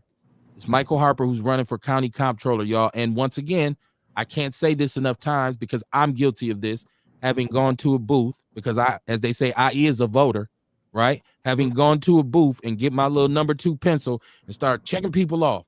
And then I get down to comptroller and treasurer and a bunch of this stuff. And I say, I don't know who the hell this is. So I check off the name or I write in like Mickey Mouse or something, whatever.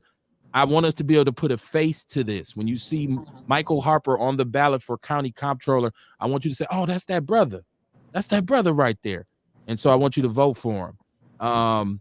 Vince says financial literacy. We need to learn how to get paid and not pay taxes. Greenhouse gas, AI technology, people of our culture at the high school level can't read. They are not ready for the future. Ouch, Vince. Ouch. You ain't got to tell it like it is like that. You just heard a bunch of people Vince, thank you. And so we're going to have to buy some robots in between then, Vince. You know, because we still got to compete. Because if we don't compete, we don't eat. There you go. In the meantime, we got to figure out how to build a bridge then. Because these are the jobs of the future. We do need to understand AI for more than just doing our homework. You know, AI actually helps me get work done. You know what I'm saying? If you got to synthesize big volumes of information, hey man, you just need to get to it quick. Yeah, I got the sources. I'm not cheating on getting the sources. You know what I'm saying? But you gotta be able to use that contextually as well. That's another conversation. But we gotta prepare them for the future jobs. Otherwise, we gotta get us an immigration plan too. That's right. You know, who we gonna compete with if we don't have machines or people? Right. Listen. Byron Terry said, if you don't have shit, there's nothing to take. Correct. If you can't make it, he said, if you can make it in Milwaukee, you can make it anywhere. I'm just saying. I believe that too. I believe it. I don't think we give ourselves enough credit. That's why I say 414 against everybody, because it travels. The Milwaukee in you travels. Go to another city. You know what I mean? And just be yourself. And if you would say, I'm going to Texas, I'm going to become a Texan. No, go down there. They'll tell you before you say it, you must be from Milwaukee. Yeah, it's a thing, really. I've been in other places, and after about 2 or 3 months, they know, dude from Milwaukee. He's different. I don't think we give ourselves enough credit for our tenacity and our perseverance as people of color from this city. Vince Tony said investment. But you got to get the capital first. Well, here it is. grandma saved her pennies. Mhm. And see, in 2001, I came up with a simple concept called a national savings plan. I didn't have all this fancy technology that we have available for us now, but it went as simple as 30 cents a day, 10 million people, we save $1 billion in 1 year. You know, and have an investment strategy behind that is directly related to our interests. You know, so we do have to invest our way out. So at that time, it was just a bag of Flaming Hots. Now Flaming Hots cost 60 cents. So even if we used the inflation, we would have been up. We had to invest $1 and let inflation work. We'd be at $2 billion.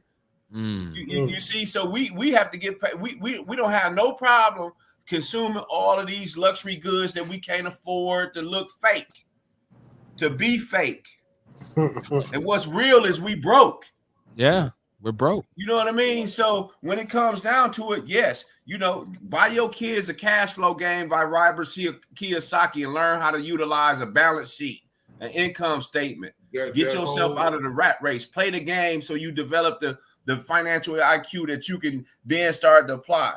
Get you some credit mastery. So we don't have to have money in a society built on credit. We just got to have enough of it. You know what I'm saying? And so what other groups have done with collective economics, I read a book that I bought in South Africa, one of the most provocative titles I ever seen, and it slapped me, made me walk back in the bookstore and get the book. And it was in the business section, and it was called A Capitalist Nigger. And so you send me a copy of your email, I email it to you. You read the book. I definitely want that book. But it was something that pricked my consciousness. Because here we are, we've advanced intellectually and we've gotten politically ahead, but we still economically in the basement. That's right. So social progress and political progress with no economic progress is a recipe for disaster. And that's why that's the whole race war right there. It's economic. And that's why we were talking about, brother, when we was talking about the birthday of Michael King Jr. Martin was his rap name. When we were saying integration, to me, there should have been a component of empowerment, because if we want to integrate without any kind of money or say so, like I go all the way back to the Atlanta debate, right? And that's I always say historically, that is the first Tupac versus Biggie. This is Frederick Douglass versus W.E.B. Du Bois, and Frederick Douglass saying to the white people in Georgia, look, treat us how you want. Just let us get jobs. Let us become carpenters. Let's become masons. Let's become plumbers. W.E.B. Du Bois saying, no, screw that. We want to be doctors, lawyers, accountants, businessmen. Y'all go research that and see how they went back and forth at each other in the media. This was when they were first able to divide us, right? And so you get my W.E.B. then getting with this thing to keep intellectuals away from Marcus Garvey. And so that started a whole kind of brain drain for our black community. That's the funny thing about them divides too. You know what I'm saying? Because like both sides are needed. Right. You know what I mean? And here we are arguing about which side is the best when both sides are needed.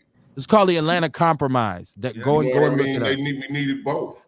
We do. And I don't understand why them two brothers couldn't sit down and say, together we represent some power here. Because we can control these industries amongst ourselves if we're united. And I guess the accusation was, well, what Grover, I'm sorry, what he was saying, W.E.B. Du Bois was saying, is that Frederick Douglass was basically kind of like cooning, saying it's cool with being a slave and being treated like a subservient individual as long as they let you be a plumber. No, we gotta be free totally. We can't say just let us have jobs. But then I can see him saying, no, the problem is we ain't got no money. When we get some money, then we'll come up and start talking about rights, but we got to get some money. So this argument has been going on for a very long time. Or if you get some money, you could go to school to be a doctor, right? Right. And so see, it's two different approaches to the same thing, but we allowed them to keep us separate when we should have been on one accord, right?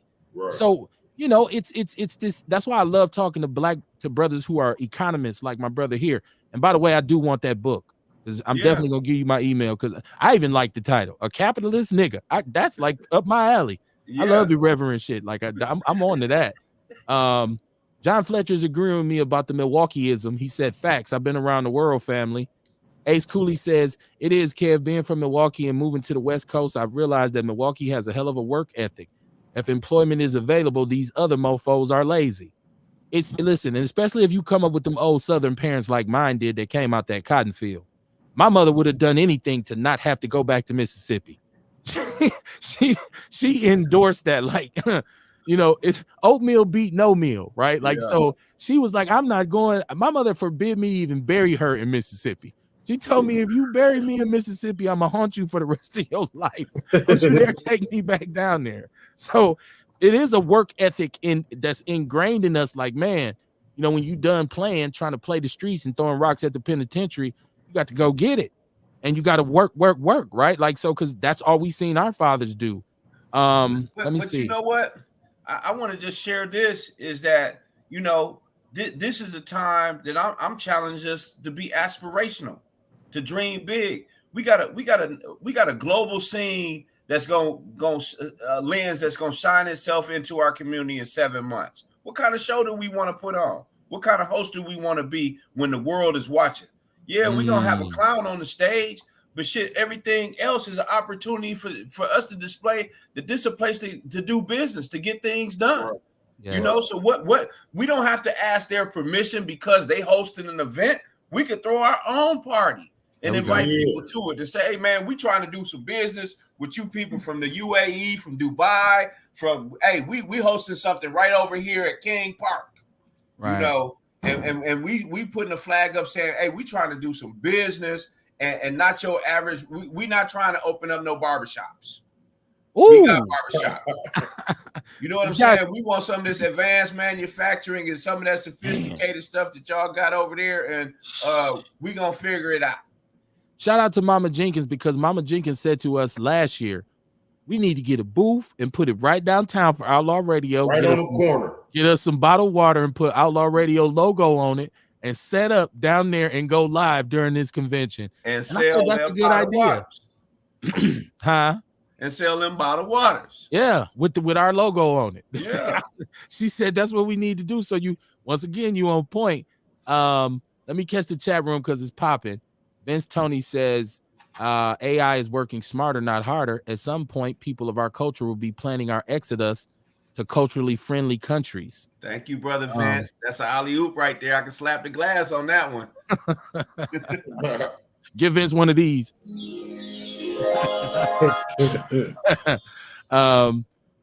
Ace Cooley said, remember, it was Rockefeller never wanted independent thinkers. He wanted worker bees. Right.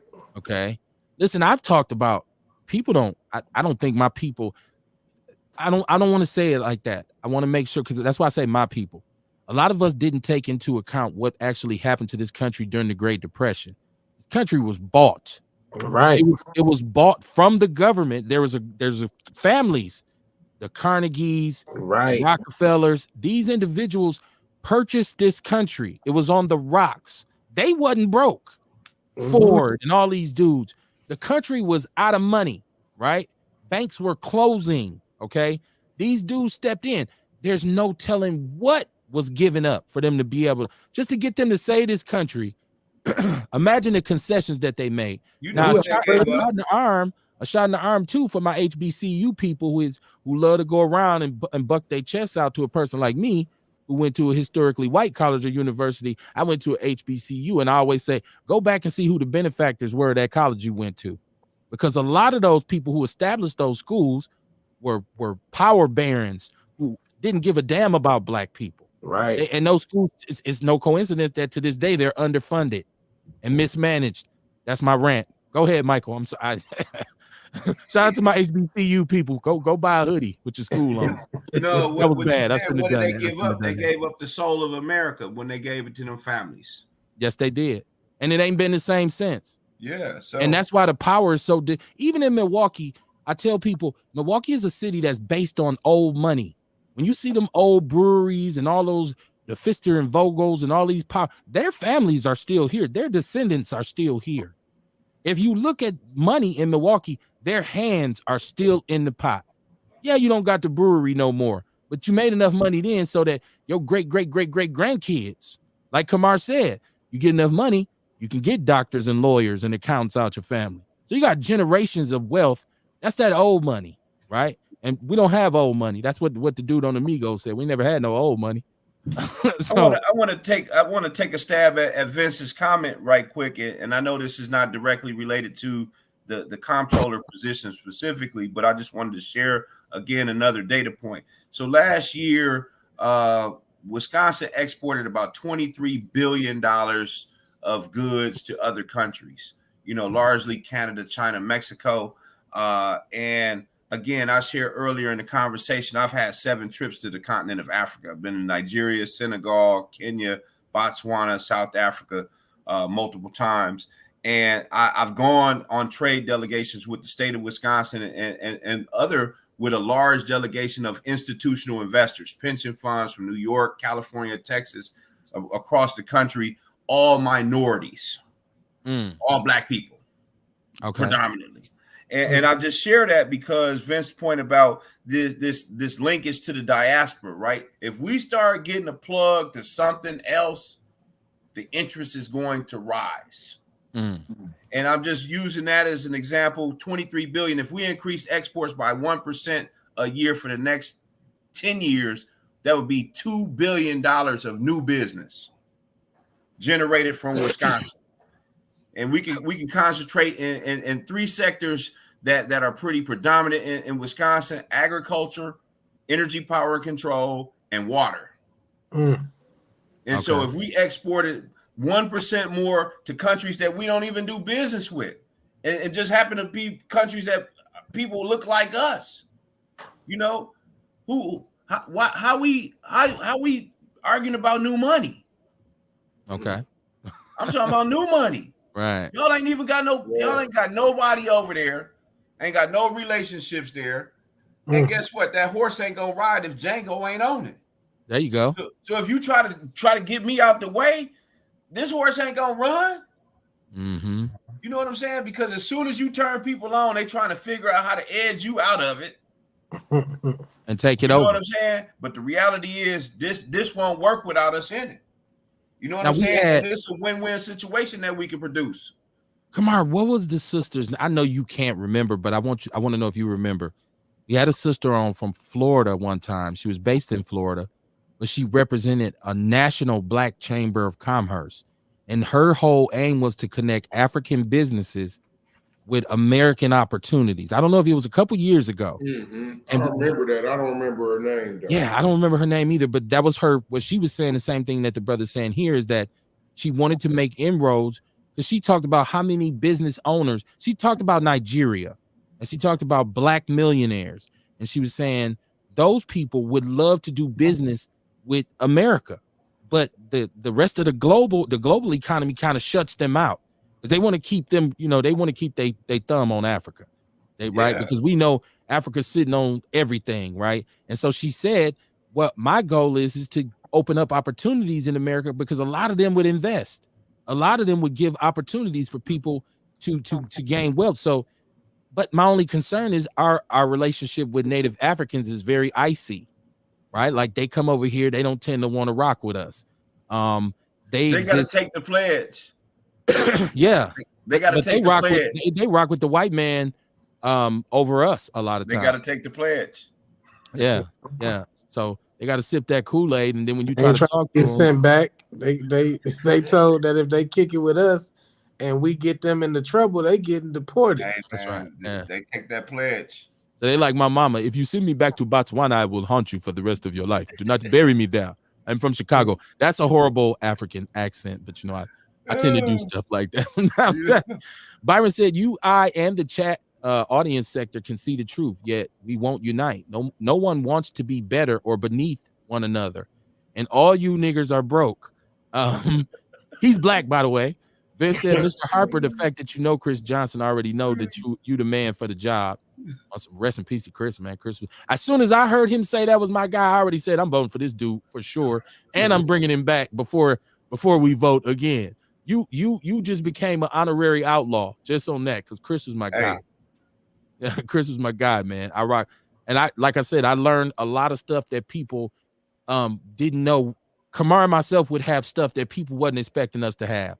So like we'd have leaders of organizations, and when they get here, I already had paperwork for him. Like, hey, can you tell us about this? And they kind of be looking at me like, how the fuck did he get that? Because Chris Johnson done emailed it to me. Kev, check your email. I sent you something, brother. I'll be like, I got you, man. Hey, he Byron was cold said, with that for you. yeah, man. Yeah, man. That's my man's. Byron said, I'm not trying to meet any of you new motherfuckers. He said, I can say some nice shit about the panel. Shout out to the Outlaw Radio crew and staff. Much love. We appreciate that, Byron. We appreciate all the love we can get from the people. And it's for, you know, for people to stop trying to act like we're not here, right? We are the elephant in the room. Byron said niggas in Milwaukee are mostly known for the last election. Milwaukee niggas elected Joe Biden and Kamala Harris, or Kamala, or whatever her name is. You know what? I'm guilty. And I've admitted this a lot of times. I've admitted this a lot of times.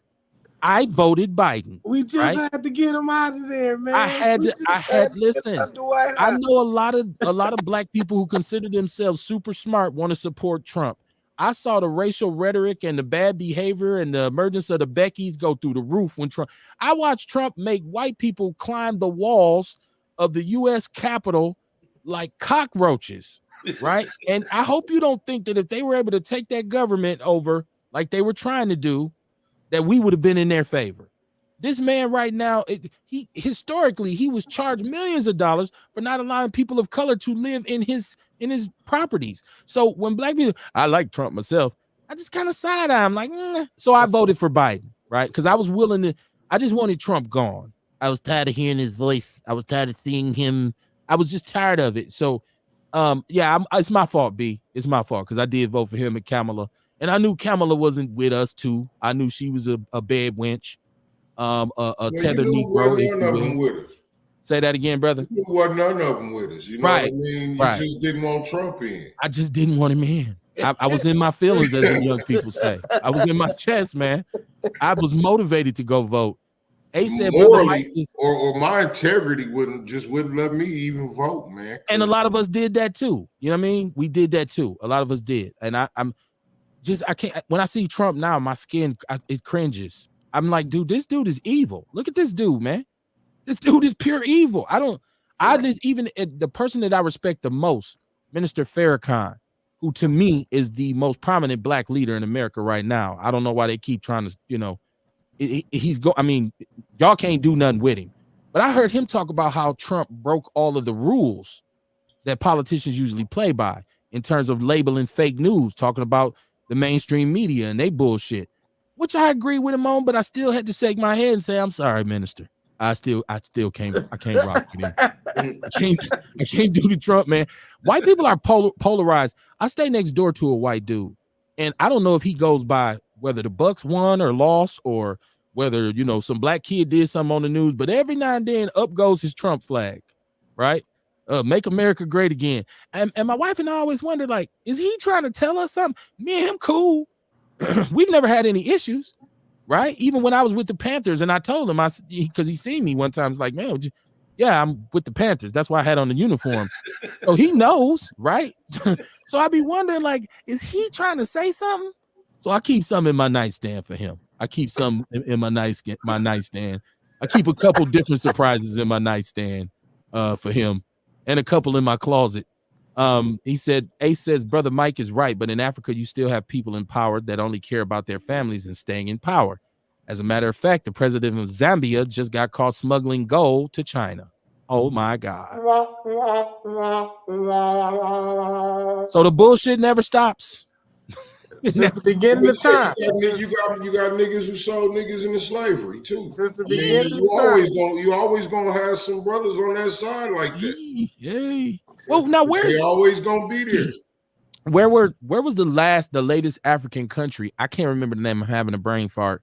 That were saying to black people in America, come on back, come on over here. I can't remember the name. Was it? I want to say Ghana. Was it Ghana? Yeah, and Ghana then was one. That's what I want to say. And then the report came out that the people who actually went over there was like, dude, we get treated like shit over here because they don't look at us as Ghana. Okay, it was Ghana. So the black people who moved over there talked about how they were being treated because they don't look at them as actual Africans. They don't look at us like that. And so they said we get frozen out of opportunities. We're subjugated. We live in these poor areas. there's no opportunity over here. This was some bullshit. And so I just don't want to get caught up in that. Listen. They was moving to. Say that again. I didn't hear you, Kamar. I said they ain't researched the area they was moving to. Well, they were being promised. They were being promised. They still research the area you moving to. You got. I was looking into taking Ghana up on that offer as getting your citizenship with Ghana, but I did research it and I learned that, you know, in a lot of places in Ghana, just if you're not a Christian, they're not fucking with you like that. And then if you have locks, like they're, you know, unfortunately, Africa is still heavily colonized in the mind. You know what I'm saying? So like just me, I got locks and I practice other spirituality than Christianity. So I was like, all right, well, I guess I ain't going to Ghana and shit. Right. Yeah. And listen. we can find the warts in every situation. This is true. You know what I'm saying? And all I'm saying is that building bridges and alliances are what we need to be identifying today, you know, and identifying ways to be more collaborative. I like to believe that I'm somebody for everybody, but the reality is my first and number one agenda is I'm unapologetically a Black man. So my experiences are driven by that. That's right. You know, and how I view the world is based on that. But I can say that my experiences in Brazil or other European countries, you know, when I touch down on the continent, I feel like I'm at home. Now I know that, you know, I'm not no African. I ain't gonna be trying to pretend like I'm no African. You know what I'm saying? And I'm not gonna be, you know, because there's some things that you know a nigga wherever a nigga at. There you go. Even in Europe. So I don't have to be going that far to find that. You know what I'm saying? I feel like, man, you want to move somewhere, man, you need to be researching to find out what's best for you. Like, shit, it might not be Africa. You know what I mean? It might be Brazil where you want to live the rest of your days out. Might be the Philippines. You know what I'm saying? It just, the rules or the laws there may not fit your lifestyle, like Rail said. You know what I mean? They don't like people with dreads, or they don't like you to do other religions. So I probably don't want to be there. You know what I mean? That's what it's about. Just about finding what make you happy, man. Doing that. I hear Vince always talking about he wants to move back to where he was stationed in the Navy. What is it, Vince? Yeah, he said he want to move back to Guam. And Vince was like, you know, eventually that's where I want to go, you know, at the end. But I don't know if that hurricane and that typhoon that Vince was in, and the last time he was there, I don't know. And Vince was like, no. Look, hey, I was chatting with Vince while he was out there, man. Yeah. And I'm gonna tell you, I think Vince liked it. It kind of, yeah, well, yeah. He wasn't scared. He gave me the vibe that he liked it, being in the middle of that. I'm telling him to be careful. He like, oh man, we out here. Yeah, Vince was kicking it, man. He was on the beach eating breakfast, and it's like, hey, you don't see the typhoon behind you? Fuck that. It ain't the north side of Milwaukee. Right. I got a homie who just spent a month in Thailand. Yeah. Okay. And he was saying how hospitable they are to Black people. And there's like Black people there that got businesses like own clubs and shit there, and he was saying how because there's Black folk there, he's looking into like setting up shop with like hair care products and stuff like that, because they ain't really got like a lot of options for hair care products there. But he was just saying how not like that. I never thought about Thailand, you know, but he was saying no, they real Black folk. It's beautiful. Well, you know, they call that from places in China where they love Black people. They call that putting some paint where it ain't. And shout out to my homie Joe, who was also in the military. Dion, turn your device down. We getting the echo. And he used to always talk about he wanted to go back to Thailand because he felt like it was the best. It was a place that we could thrive at. I got a caller on the line. Dion, what's popping, man? How you doing tonight? Hey, how you doing, Kev? What's been going on with you? I'm doing well. I'm enjoying this conversation with my brother Michael Harper, who's running for county comptroller. So I'm very happy to have him here tonight. What's popping with you? Oh, okay. Oh, nothing, man. Just checking in with you guys. You know, listening to y'all talk about moving to those different countries and things like that. But I don't know. Now, I'm gonna give you guys a little, maybe an eye opener. Now, I don't know how much you guys know this, but you know that the white people colonialized a lot of them places. Like I just was listening to Rail talk about that with Guyana. So listen, check it out, right? I was watching the documentary about Bob Marley the other day. It was a real life documentary, you know, like when Bob got shot and the two political parties and all the stuff that was going on in Jamaica. Boy, I swear for God, guess who had their hand in everything? That evil little white man. You sound like Steve Boy, I swear, boy, you can't listen. White people, and I don't know if you know this neither, but they are very, very cunning and evil. Oh, I didn't know white that. People, I didn't know that. The white, hey, the white supremacy has its tentacles all over the world. We can't escape. We can't. And when you know, because I don't know nothing about Jamaica. I don't live in Jamaica. You know, I know. You know, we can talk about the Dominican Republic. You know how that and Haiti and you know the Dominican on one side. They all on the same island, but one is the Dominican, one with Haiti. But I never really knew anything about Africa. I knew it was. I mean, not Africa, Jamaica. But I knew it was, you know, colonialized by the English. But when it broke down to different political parties, you know, and how one political party was this way and one political party was that way, and how the now this is where we go in, and not only is it a white man, they was talking about how the CIA came up in there and trained one of the political parties. Okay. And I'm like, man, boy, I swear, boy, if you just don't know, these white people be having their hands any and every place. So then, now, you know, I was down there in Tennessee earlier. Okay. And I'm going to tell you, man, I ain't going to lie to you. Them white folks, them ain't the same white folks like we got up here. We got pretty decent looking white folks up here. Those white folks down there, those white folks with the one, and I'm not being sarcastic, but all of them look like they was inbred. Then I overheard a conversation. One of them was upset because they couldn't get food stamps. I was talking about oh man, that guy was real angry about that. He was really angry, you know, and I wanted to say, well, you guys, you know, I was in the convenience store. I wanted to say, you guys vote against y'all best interest because all I see is Trump. Trump don't want you to have food stamps, and y'all will vote against y'all own best interest because y'all feel like somebody else gonna get something. So you would rather starve, have your family in the food line because you think some other people, you know, niggas or whoever, you know, whatever, gonna get it, but y'all would rather go without.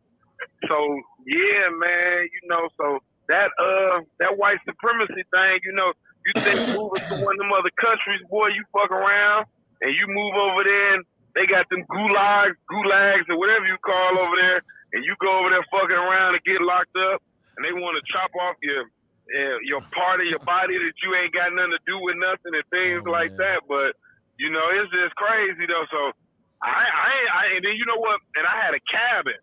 Man, Kim, I ain't lying to you, man. I was nervous, man, because the cabin was up in the mountains. and one wrong move into going up in the mountains, it would have been over for your boy. You heard me?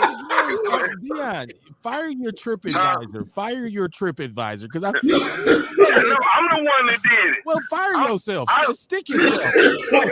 Like, I'll be, like, say for instance, like, we talking about something, because I want to go, I think I'm going to go to South Carolina. I don't think I'm going to go to Memphis in May this year. I don't know, Memphis, I love going to Memphis. When I go down to Memphis, boy, I show my natural black, you know what, because it's just like Milwaukee.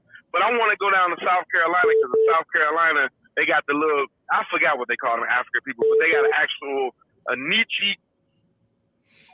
You talking about the Geechee Gullah people. Yeah. Then they also have, what you call that? They have an actual slave, you know, where the slaves will auction off at. So I want to go experience that. You know what I'm saying? So I'm thinking about going there for May. I don't know. I got to see how my money is. But other than that, though, you know, what bulls say? I said, don't get on that auction stage. It's closed now, come on. No, you guys, no, but they let you go through there, and then they got the hole themselves and stuff like that. They gonna trick you. Well, I'm with Kamar. Don't you be? I'm gonna go in the sales, and you hear it. Don't let them trick you, Dion. Like we got us a big old buck nigga right here, boy. Still strong. You never know though. But yeah, though. So I'm gonna sit back, man. I don't know. I think I seen Vince. I hope Vince ain't still trying to come after that the hot spot. I want Vince Man, to leave leave the Vince hot alone. spot Dion, alone. don't be coming at my man. Get out of here with that, man. Don't be coming at my people, man. Don't be coming at my. Where Sean been at, man? He ain't just abandoned us, huh? Sean has the Cupcast, the game live from the game room with the game members. Shout out to Sean and shout out to Big Mick. I was with them yesterday, just chopping it up, trying to help them out with some stuff. So, because I want everybody to bubble. So it's still family. But you know, I'm one of them dudes where, you know, when you say I'm ready to go, I say, well, fly, bird, fly. Right. So he'll stay, he'll pop in, but I share a show all the time. So check out their podcast as well. Live from the game room with the game members. See if you can send me a link. See if you can send me a link to my inbox. Because, you know, I like that type of stuff. I want to hear what these niggas talking about, though, you know. Because I'm from Chicago, though, you know. And I tell you can't say David without saying King, though, you know. So I'm going to go ahead and let y'all go, though. Just a word of caution. You might not want to go on that podcast and talk like that because why not? They are not affiliated with that in any way. We all part of something, though. You not know, that though. Not that though. Okay. Like that's all it is. Dion, let me. I got some other people on the line. I'm about to let you go. You know, ain't no thing. You know, I'm always gonna listen to you. I'm glad I made it back to catch you, and I'm glad you had a show today because I know you would go MIA on a nigga real quick. There you go. But I love y'all as always, man, and you know you keep up the good work, yeah. Appreciate you. And congratulations to Judge Lena Taylor too. I want to say that. Oh yeah, because she's a judge. Mad love. Yes, sir. All right, I'm gone, bro. Yes, sir. Yep. I got another caller on the line. Is this Vince? What's up, Kev? What's going on, brother? How you doing tonight? I'm doing great. Let me just say one thing. I'm gonna address him in the hot spot.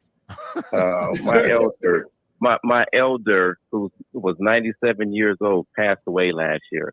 In 2016, my elders asked me to go down to the Common Council and advocate against this dude not getting his liquor license. So to the day I die, if I'm in Milwaukee, I'm honoring my elders. Hot spot. Okay.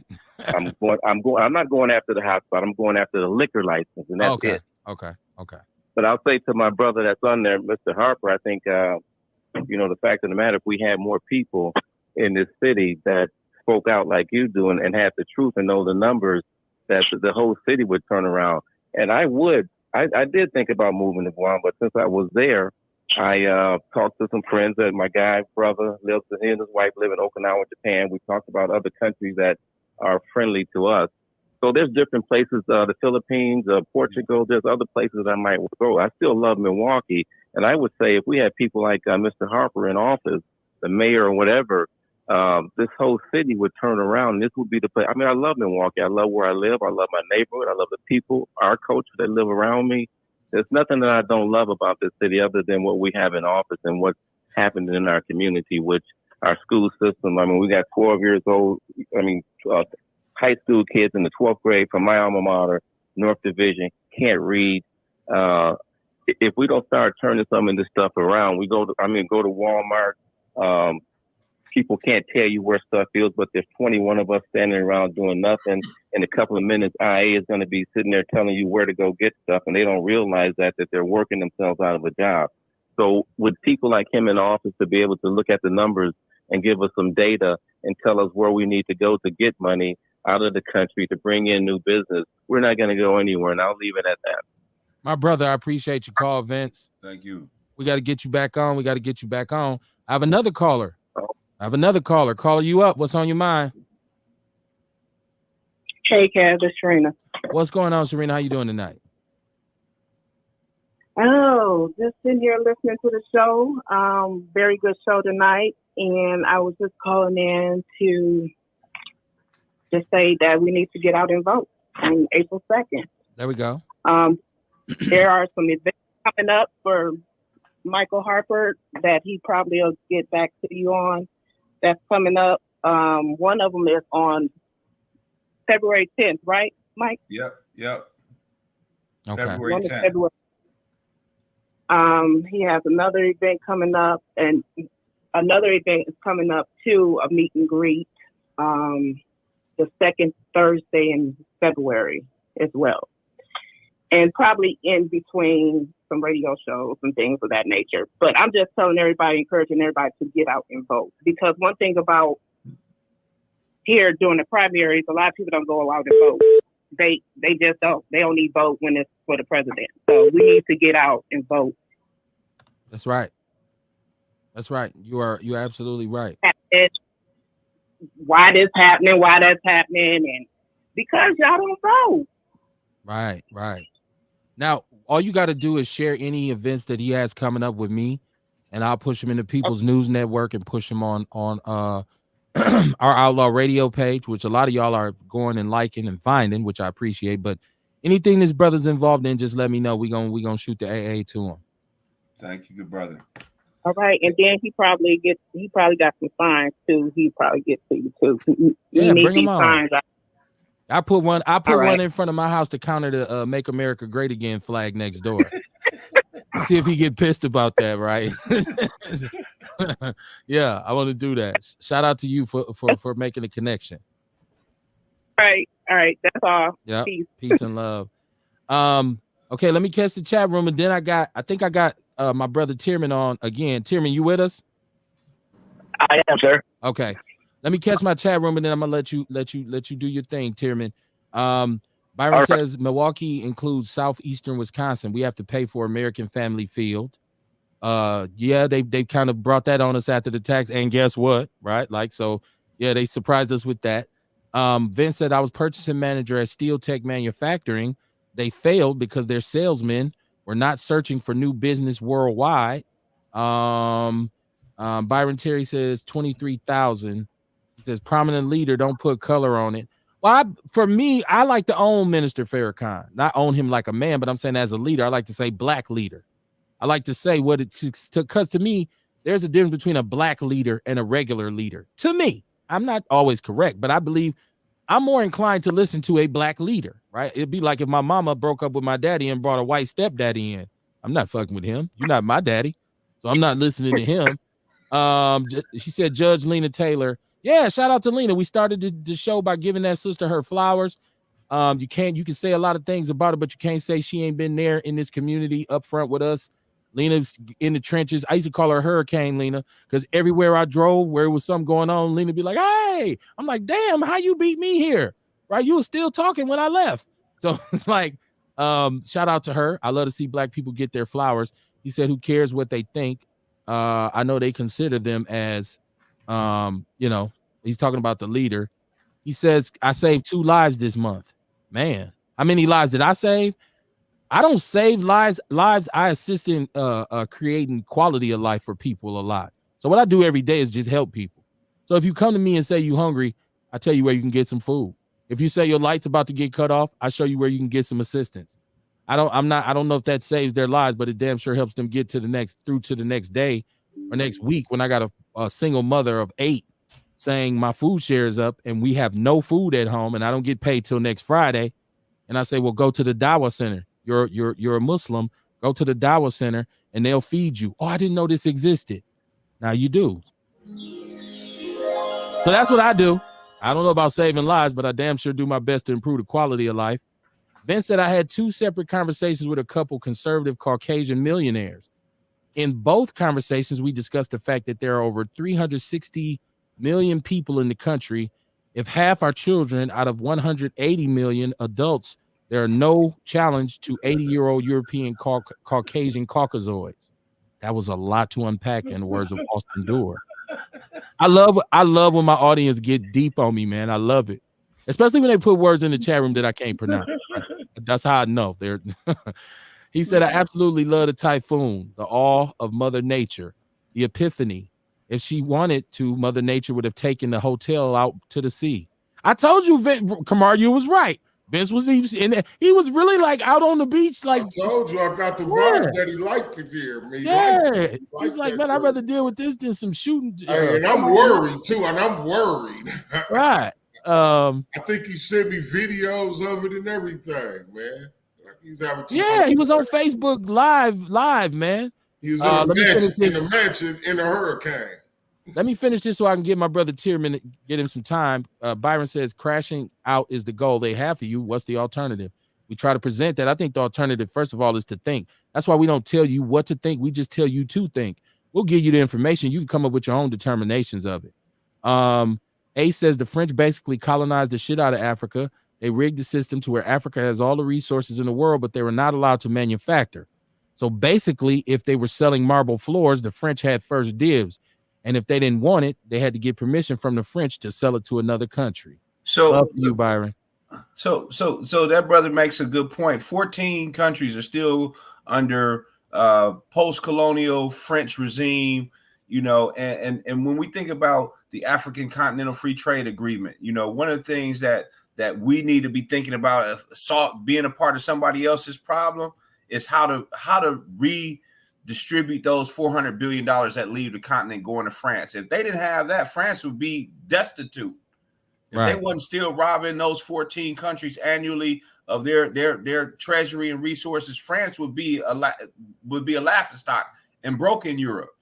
That's you know, but the rest of the world and the G7 is complicit to it because they still allowing it to go on.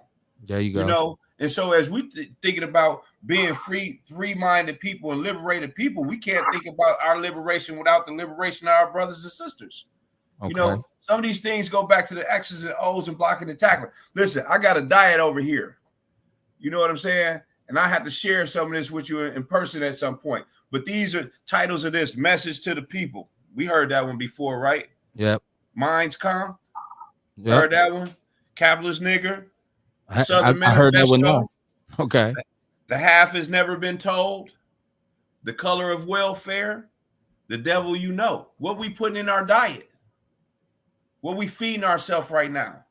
Are we putting in the things that make us critical thinking people so that we become problem solvers today and in the future? That's what part of this is about. Well, we more concerned about Megan Thee Stallion versus Nicki Minaj than we are about who's running for county comptroller. And that's always going to be an issue, right? My brother Tierman, what's going on, man? What's on your mind? Hey, listen, I want to thank you for letting me talk again, as always, take a few minutes of the show. Let our people know that I'm still here and alive. And remember, the struggle is real, and the struggle isn't easy. So I'm going to make an ask. This is kind of a bag, but it's an indirect bag. I'm not going to ask you for your money, for all the brothers and sisters that are listening. I'm going to ask you for a little time. If you can make a phone call, tell a friend about Harper, about Spencer. You can pass out some signs or some of the literature. We'd love for you to do that. Please, we can't get it done alone. And without you, we can't make it happen. And I'm going to tell you, being on the front line, sometimes it's a little rough. I'm not going to bend. I'm not going to waver. But it would be nice to know that I have some support.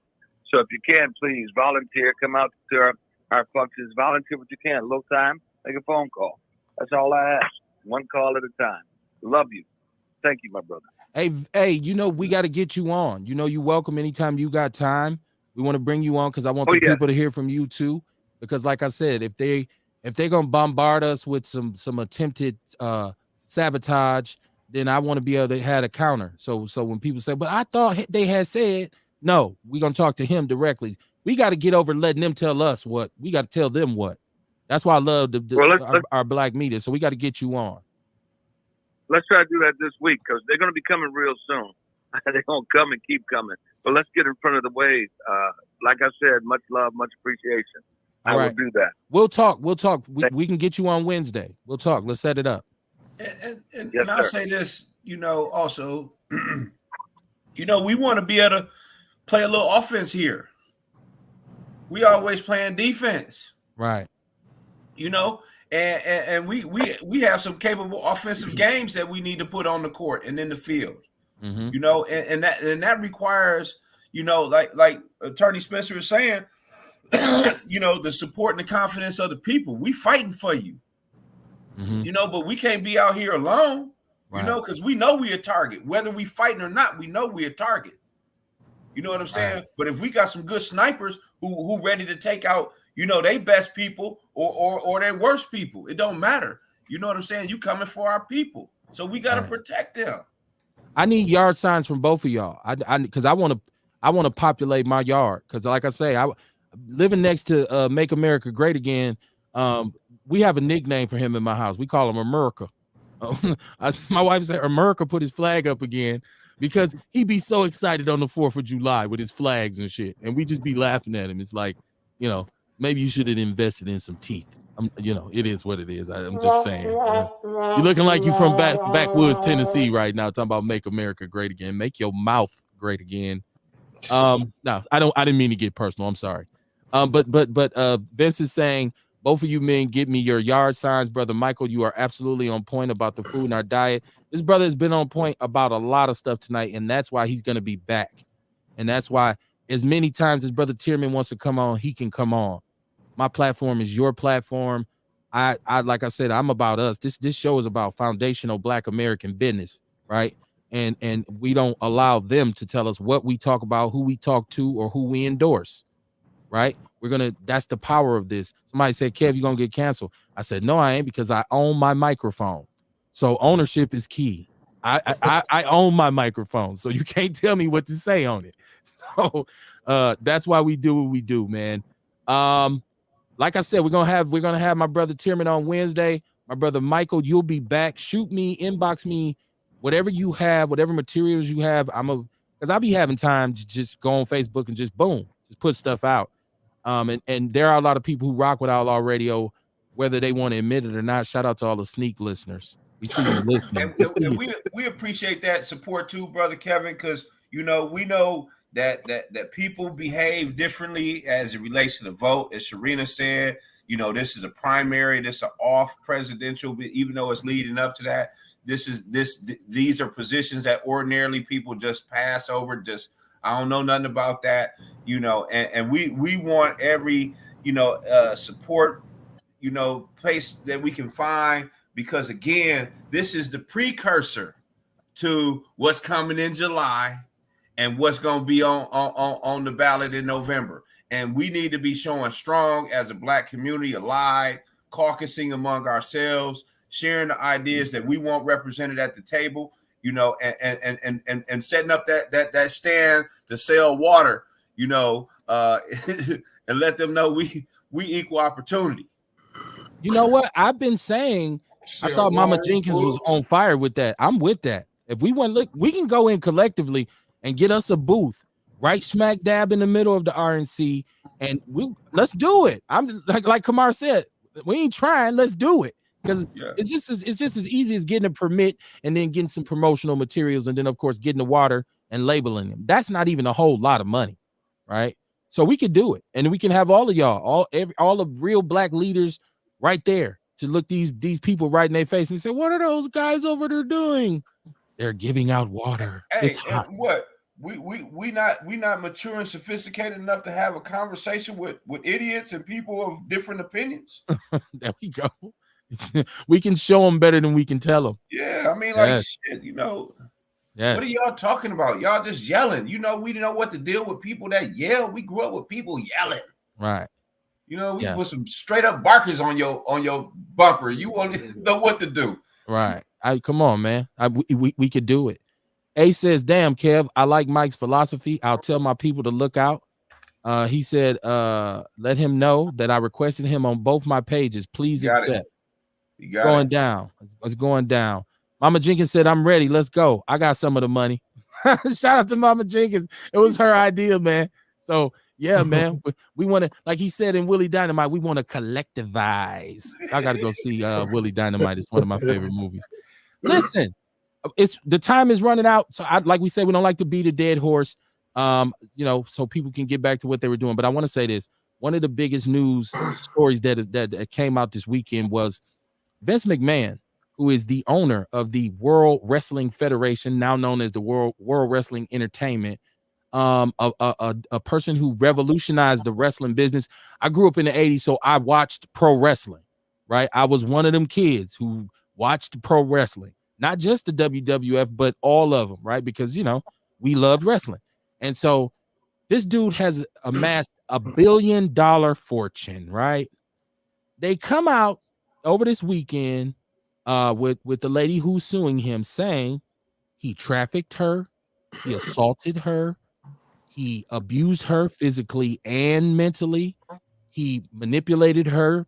But then it comes out that he, at certain points, used to defecate on her while she was having sex with his friends. He would set her out in the room, and while she was servicing other individuals, he would defecate on her. and she said he would not allow her to clean it up while she was still performing. First of all, I don't know who the partners is that's gonna keep kicking it after that, because once I see you do that, bro, I'm up.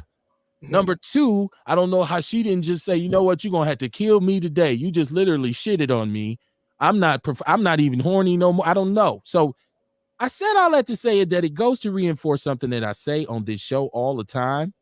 And we just referenced Trump and a bunch of other people. Behind every great fortune is great crime. And behind every great crime is an old white dude. You better believe it. Y'all vote for Michael Harper. He'll be back. Go support Kamar at the House of Vitality. Rail got books. He got wine. He got all kinds of commodities. Support him. Share the show. Share the show, man. I want y'all to know that this is for foundational Black people. Share it amongst us, and let's own this, man. Right? Let's make it do what it do, as Mama Jenkins would say. Peace and love, man. Thank y'all for tuning in. Michael, thank you for coming, my brother. You have been brilliant. Thank you, good brother. Love and respect.